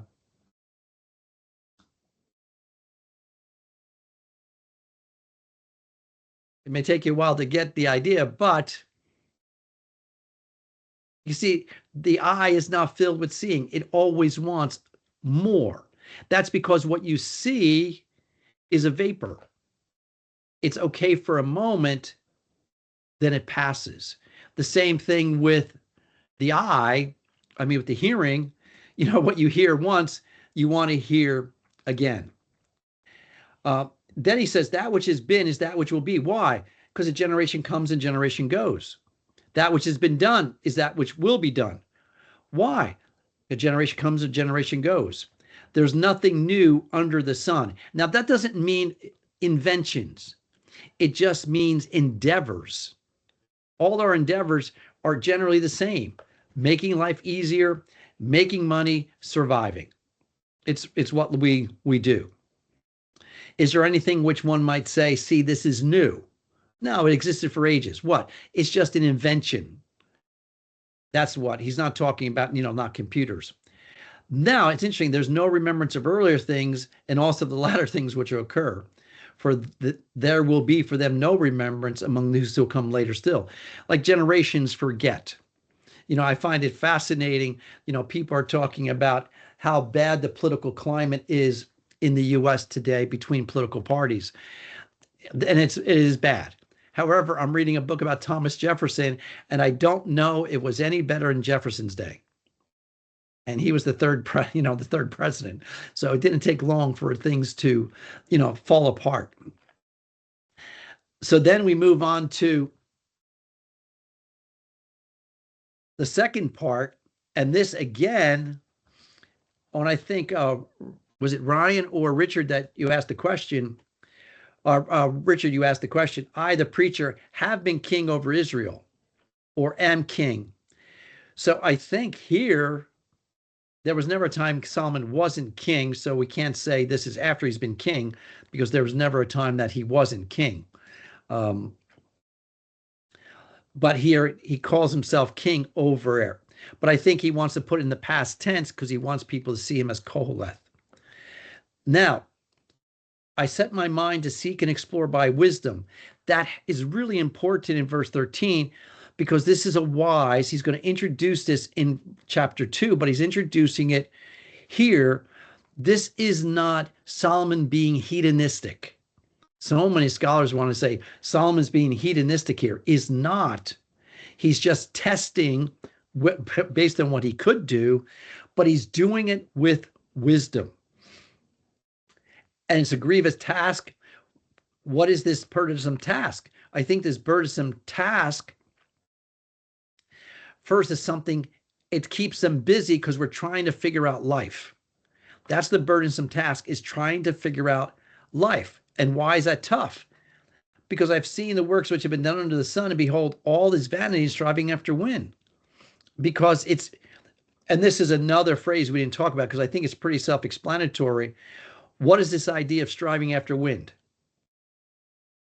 Why would he use that phrase? Because it's completely useless. Completely useless. Okay. What's another way of saying it?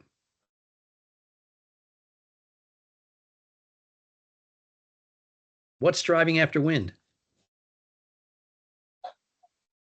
Being done vanity. No, you're thinking too hard, guys. Okay. Striving after wind. Trying to grab something that you can't get. Yeah. Can you grab wind? Go outside and grab the wind and bring it back in and show me. Ever seen Spaceballs? I mean, What's that, Ryan? ever seen Spaceballs? Yeah, but that's just it. We have to get into sci-fi stuff here. You can't catch the wind. It's impossible, and that's what he's saying. It's a vapor and striving after wind. So this idea of striving after wind is it's impossibility. All right, and it's striving after wind. You can't always get it done. And why? What's crooked can't be straightened, and what is lacking can't be counted. So he uses this proverb here and then says it's like chasing wind. You can't chase the wind. No one is able to straighten what God has, taken away, or what God has bent.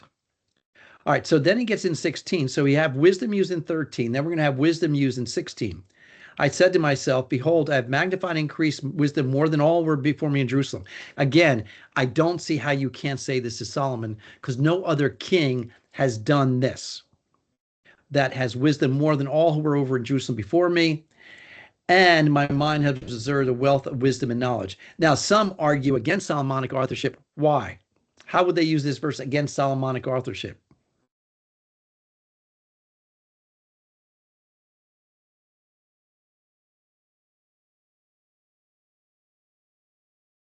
How could this possibly be an argument against Solomonic authorship?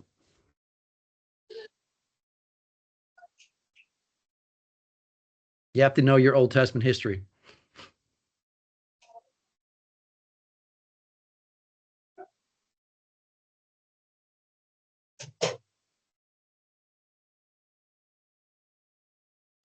No guesses? How many kings before Solomon? Just one, right? 2. Oh, Saul, yeah. Saul, David. So some suggest, how can this be Solomon when he says all who are before me?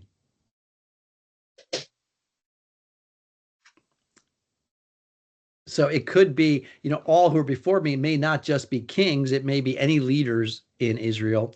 And plus that phrase, increase wisdom more than all before me. It could be any wise man as well. I don't think it's necessarily talking about kings, but some would suggest, well, there's only 2 kings before him, so it can't be true. Then he said, I set my mind to know wisdom, madness, okay, or foolishness, folly. I realize this is striving after when you just can't capture it. Because in much wisdom, there is much grief, and increasing knowledge results in increasing pain. This is one thing we don't understand. For with great wisdom comes great frustration. For whoever increases his knowledge merely increases his heartache, because you know more. It's not like, if you don't, sometimes ignorance is bliss. My son told me, Dad, I want to go back to being 10 years old. I said, why 10? He said, I knew enough to enjoy myself and didn't have to know a lot that I was responsible for. And I said, you're probably not wrong. Okay, life was good at 10 years old. All right, chapter 2 is one of the more difficult chapters because I think it comes with some baggage of how you will understand Solomon's test of wisdom here. Okay. Again, I'm trying to hit this word wisdom that Solomon is employing. So this is not a hedonistic pursuit. So I said to myself, and he's already said that before in verse 16. So sometimes I think I'd like to see those as structure markers. Come now, I'll test you with pleasure. So before is a general test that where he is. Now he's going to use pleasure and said, hey, because remember, he's talking about the endeavors that are from chapter 1, verse 3. What benefit does a man have in all his endeavors? Change work to endeavor. Don't think work as occupation. So now he's going to move towards one of those endeavors is our pleasure. So he says, come now, I'll test you with pleasure. So enjoy yourself. And he gives the conclusion. And I think this may set up the book for us because after we get past chapter 2, chapter 3, or we get past that song, he doesn't give us conclusions anymore. Here he's giving us conclusions, which I'm wondering is setting up that we should be looking for the conclusion, but we don't get the conclusion until chapter 12. So it's futility. It's a vapor. So it's not, some people want to say, see, pleasure is futility. It's meaningless. That's not what he's saying. He's saying it's only a vapor. So you could, and I asked you today, did you have a good day? That was on purpose. All right. Did you enjoy yourself? Well, maybe I should have said you were sinning if you said you had a good day. Because based on Ecclesiastes, it's vanity. It's meaningless. No, it's just a vapor. Because guess what? You might have enjoyed yourself during your workday, but when you came home, it might not have been good. Or guess what? You might have had a good day at work. And guess what? You have to go back tomorrow. And guess what? You have no idea what kind of day it's going to be. That's the truth of Ecclesiastes. All right, so he said of laughter, it's madness, and pleasure, what does it accomplish? Because he's looking for something to break the cycle of chapter 1. So he's going to continue this. I explored with my mind how to stimulate my body with wine, while my mind was wisely guiding me. So, guys, you cannot see this as, and I've heard it preached a number of times, that he was wrong. He's not wrong. His mind was guiding him wisely. And as we looked at these verses before, he had more wisdom than anyone before him. You can't say this is a negative test. All right? Because he says what he's trying to do. I want to see if I can take hold of pleasure until I can see what is good there is for the Son of Man under the heavens, same as under the sun, the few years of their lives. So he's going to really test pleasure. And what does he do? All right, I built houses for myself. I planted vineyards for myself. I made gardens and park for myself. I planted fruit trees, ponds of water for myself. I had male and female slaves. I had homeborn slaves. I possessed flocks and herds, large and all preceded me. I collected for myself gold, silver and gold, and the treasure of kings and provinces. I provided for myself male and female singers, and the pleasures of men, many concubines. Then I became great and increased more than all preceded me in Jerusalem. And what's that last phrase in verse 9? That's key.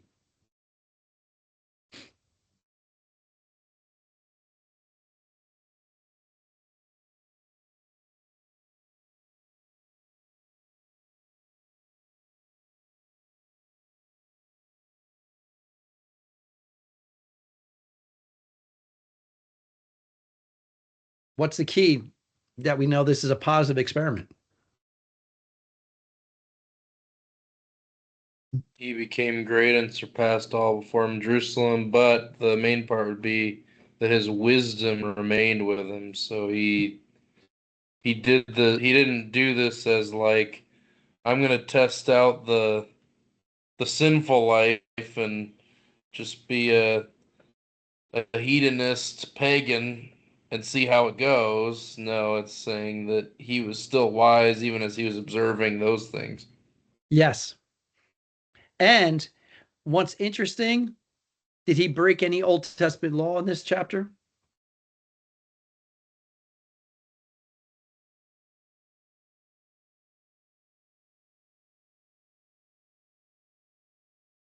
I guess the only tricky thing for me is like, would the warning against kings like gathering a lot of possessions and wives be applicable here or no? See, that's the one thing you could possibly say, Grant, is that verse 8. We just have to say how many. And because he had concubines, concubines were not outlawed. Wives were not concubines. Now we're going to see wisdom next week in having one, but generally speaking, he doesn't break, seems, the Old Testament law, although for kings, but I'm not sure, since he's not writing as a king, I don't know if he wants to see himself as being censored here. Just a thought.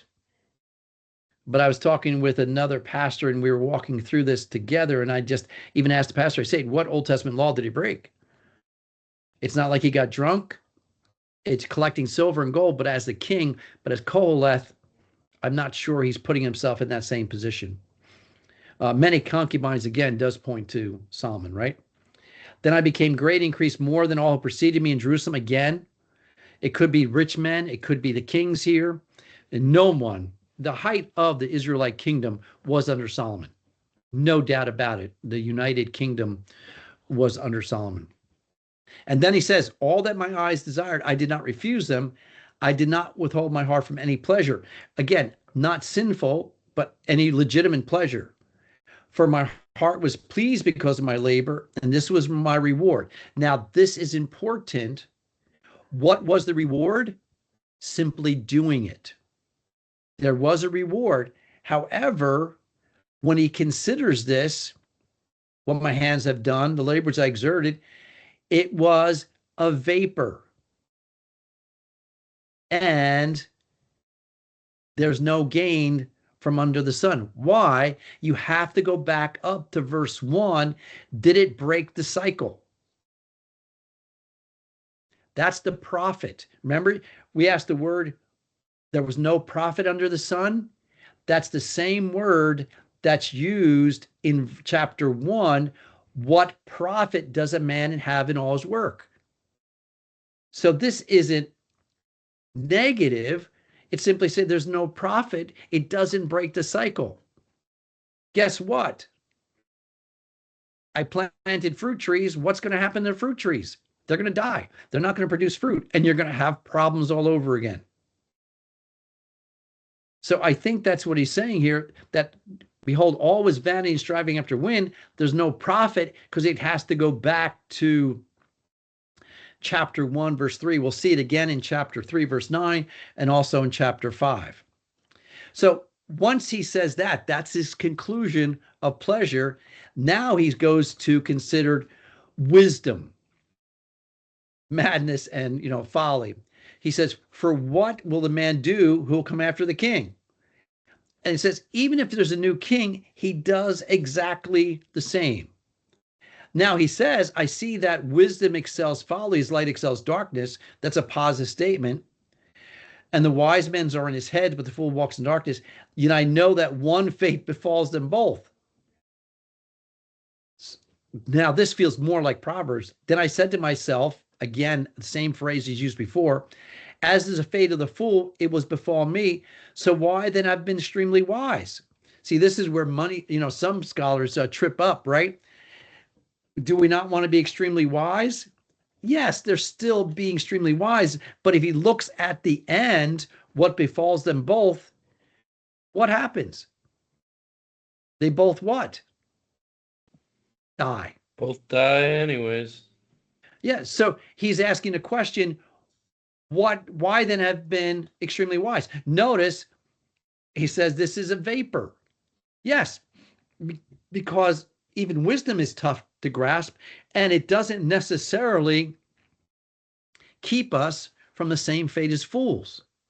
But remember, you're saying, I'm going to throw up my hands, but we have to remember chapter 12. Why?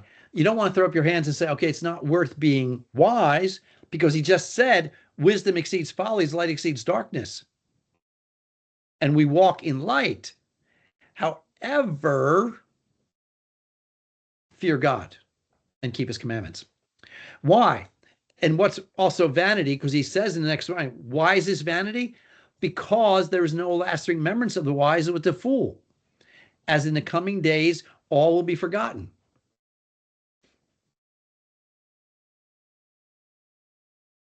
Guess what? You're taking this class with me. In a year, you will have forgotten me.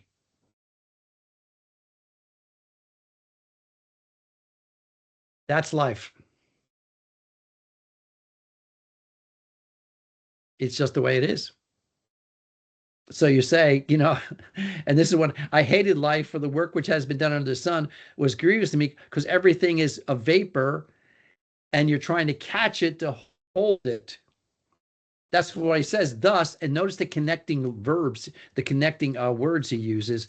I hated all the fruit of my labor, for which I labored in the sun, for I must leave it to the man. Now, again, we make sure when you read these verses that you read the entire verse.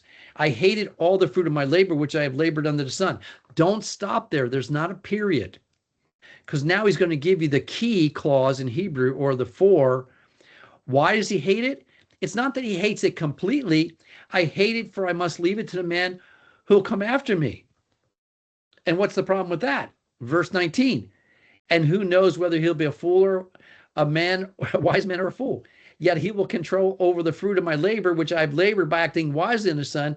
This is vanity. So this is like, you guys are rich and famous, right? So you have wills, right? So you're going to leave your millions to people. Who have you named in your wills?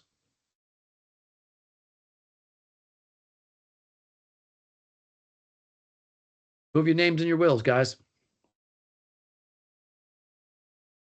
Well, no one. So apparently the U.S. government for now. Yes, you're right, Grant. It may go to your nearest kin. If you guys are married, it goes to your wife, you know, in most states, right? But, you know, I have 5 kids. It gets divided between the 5 kids, but I really don't know if they'll be wise or foolish. And that's, you know, if you think about how much I labored, I don't really want to go into somebody who's stupid or foolish, right? And that's why he says, I've hated it because I have to leave it to someone. Therefore, I completely despair of my labor. Don't take these verses out of context because he has the therefore. I completely despair only because I have to leave it to a fool. When there is a man who has labored with wisdom, skill, then he gives his legacy to one who has labored with them. This is vanity and great evil. You know, can you imagine? I want you guys to project that you are worth $5 million. Just project.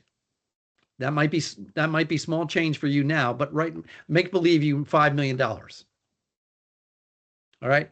You have one son that is not the most responsible in the world. You're on your deathbed. Your wife is gone. He's the only survivor, and you have to leave him the $5 million. And he didn't work to get that 5 million. As a matter of fact, he doesn't work at all.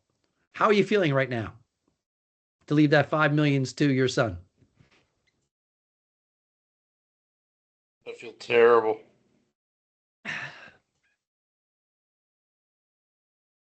Ryan, how you feeling? I mean, I don't work right now, so I'd be a hypocrite.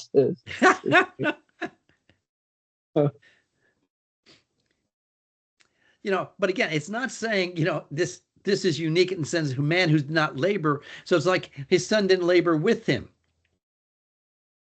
And then he says it's a great evil. And evil here is not moral evil. It's just bad. It's not the way that life is supposed to work. All right. Let me see. It's right, verse 21. It's an awful injustice is another word for it. It's just an inequity. It's not the way that life should work. So it's not a moral conclusion that Solomon is making here.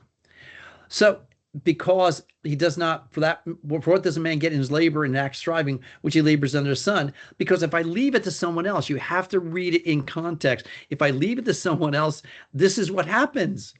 I don't want my 5 millions to go to this slacker. Okay? I want to go somebody who appreciates what I've done. But guess what? We go to previous verses. No one's going to remember me. What are they going to remember? The $5 million.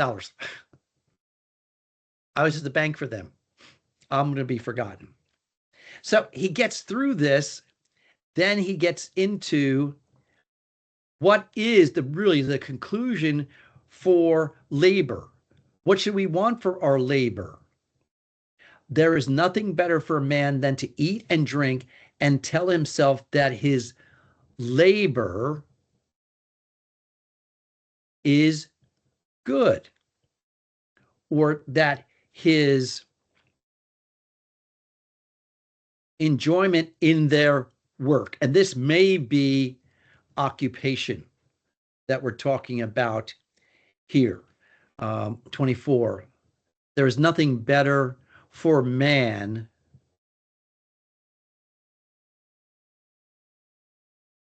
to eat. I'm just looking up the Hebrew, to one who is to eat and to drink and to see his so good in his fruit of labor. All right, so what he does. And I've seen what? This is the hand of God. This is one of the key verses, and the one right after it, the two after it, that really put a positive spin in it. And it's not contrasting Solomon. It's a concluding point that Solomon does all of this endeavors. And what's the conclusion? That it's a good conclusion.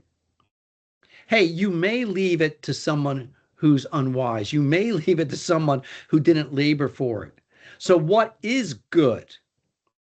There's nothing better.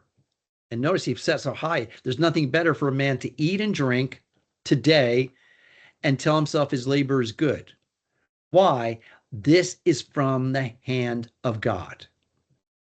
That's a pretty powerful statement that everyone has to come to grips with for the book of Ecclesiastes. I've seen this from the hand of God. Very good. And then verse 25.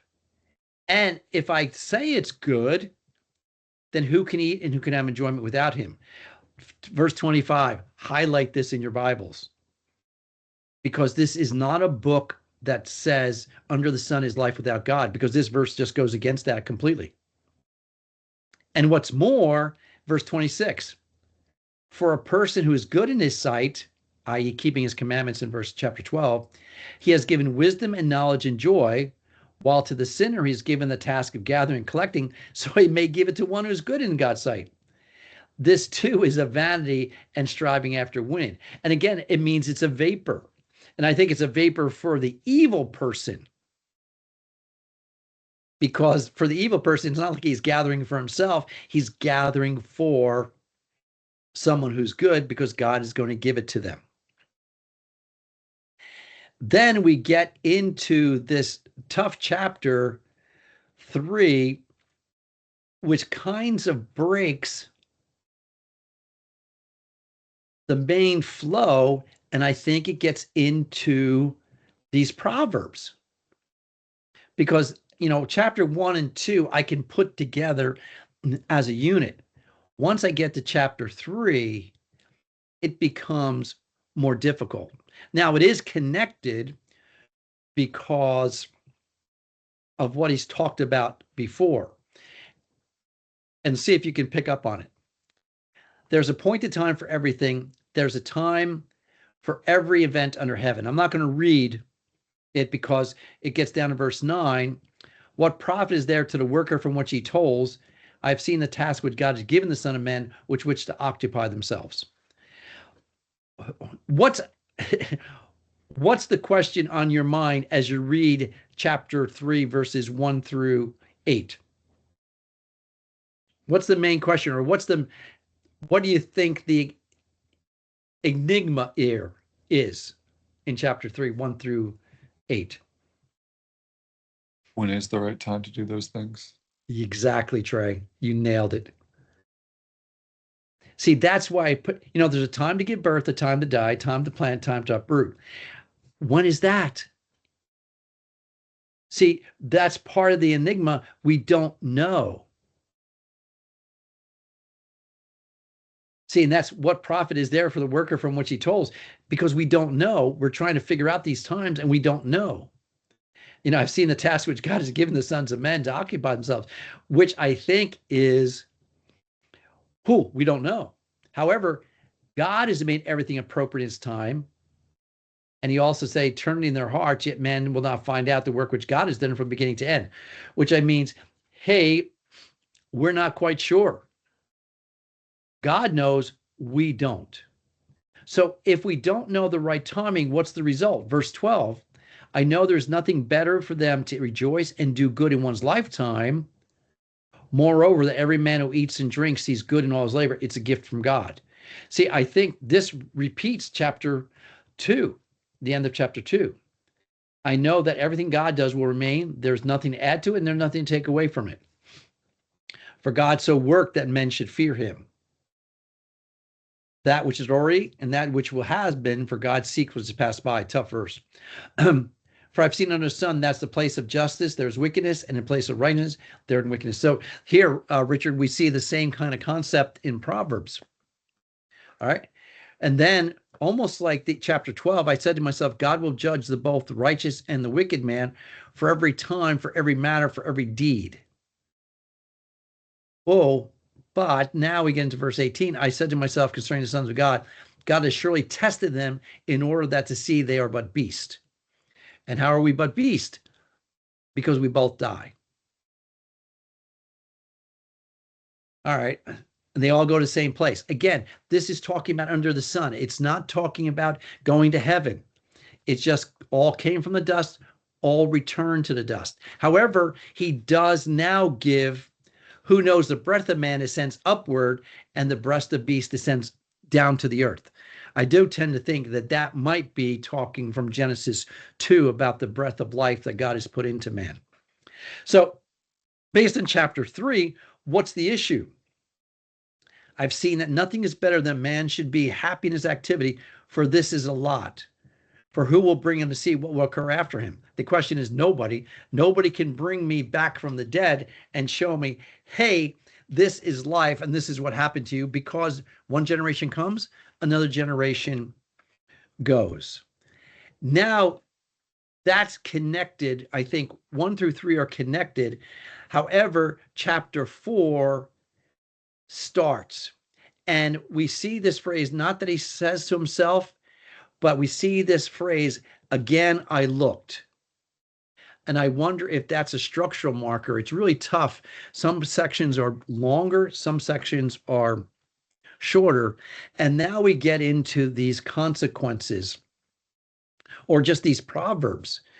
And we'll just look at a few before we get to the end of the chapter, end of the book. I looked again at all the acts of oppression which were done under the sun. Again, just life on the earth. And behold, I saw the tears of the oppressed. They had no one to comfort them. And the side of the oppressor was power, but they had no one to they had no one to comfort them. So it's interesting, this juxtaposition between he's looking at the oppressed and said, oh man, no one cares for them. But he looks at the oppressors and there's no one that cares for them, which most of us would say, who cares about them? And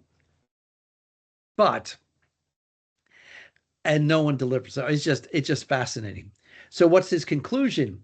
I congratulate the dead who are already dead more than the living who are alive. Why?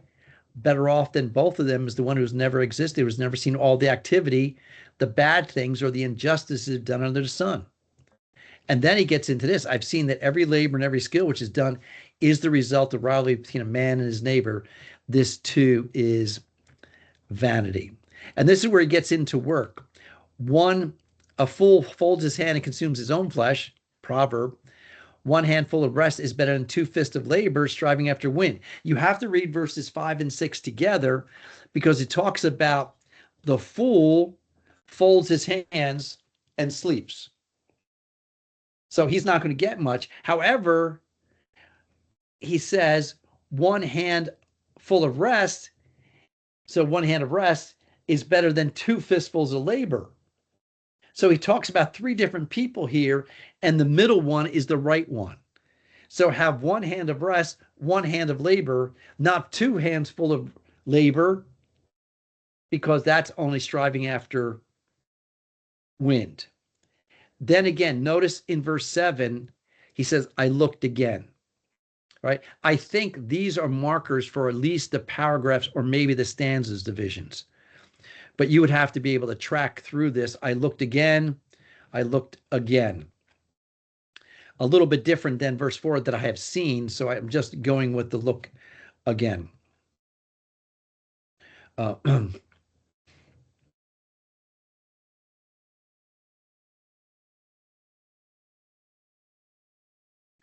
at verse 9. 2 are better than 1 because they have a good return for their labor, which means, hey, if you 2 work together, it's better than 1. And why? Well, he explains in verse 10, for if either of them falls, the one will lift up his companion. But woe to one who falls where there's no one to lift him up. Furthermore, if 2 lie down together, they keep warm, but how can one be alone? So he's talking about the benefit of working together.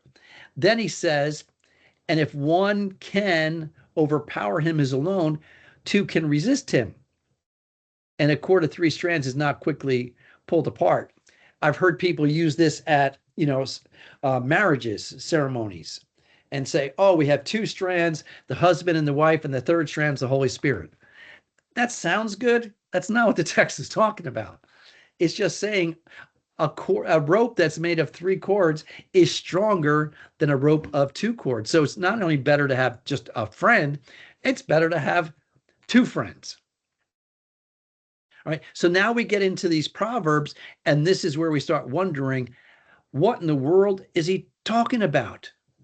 How's he moving from this experiment So now he's just giving observations of life. And that's probably what you can say, because he's using this phrase, I have seen and I've looked again. So these proverbs are what we've said about proverbs specifically. They're observations about life. And for Solomon in the book of Ecclesiastes, he's not shying away from the tough questions, the injustices, or the inequities that happen in life. He's willing to struggle with them. But you have to keep in mind that when he doesn't give an answer, the answer is going to be chapter 12. Chapter 5, again, how does he go from talking about people, now he's going to guard your step? So this is just really tough to know, how's he moving forward from one topic to another. And then he goes from verses 1 through 7, and he gets through, fear God. But now he comes back to, if you see the oppression of the poor and denial of justice, don't be shocked.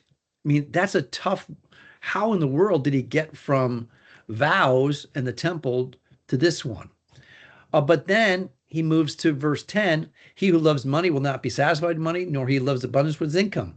This too is vanity. This is interesting. When good things increase, those who consume them increase. So what's the advantage? Again, this goes back. This is another key phrase I should have probably wrote down for us. This idea of what is the advantage? What is the profit? Solomon's always looking for the profit that's going to last outside this cyclical kind of environment that we live in. Oh, this is a good one, okay? The sleep of the working man is pleasant, whether he eats little or much, but the full stomach of the rich man does not allow him to sleep, because he's always worried about his riches. This is a grievous evil which I've seen under the sun, riches being hoarded by the owner to his hurt. Because when those riches were lost through a bad investment, he had father's son, there was nothing to support him. As he had come naked from his mother's womb, so he'll return there. He'll take nothing from the fruit of his labor. This is a grievous evil, okay? Misfortune on earth. Exactly as a man born, thus will he die.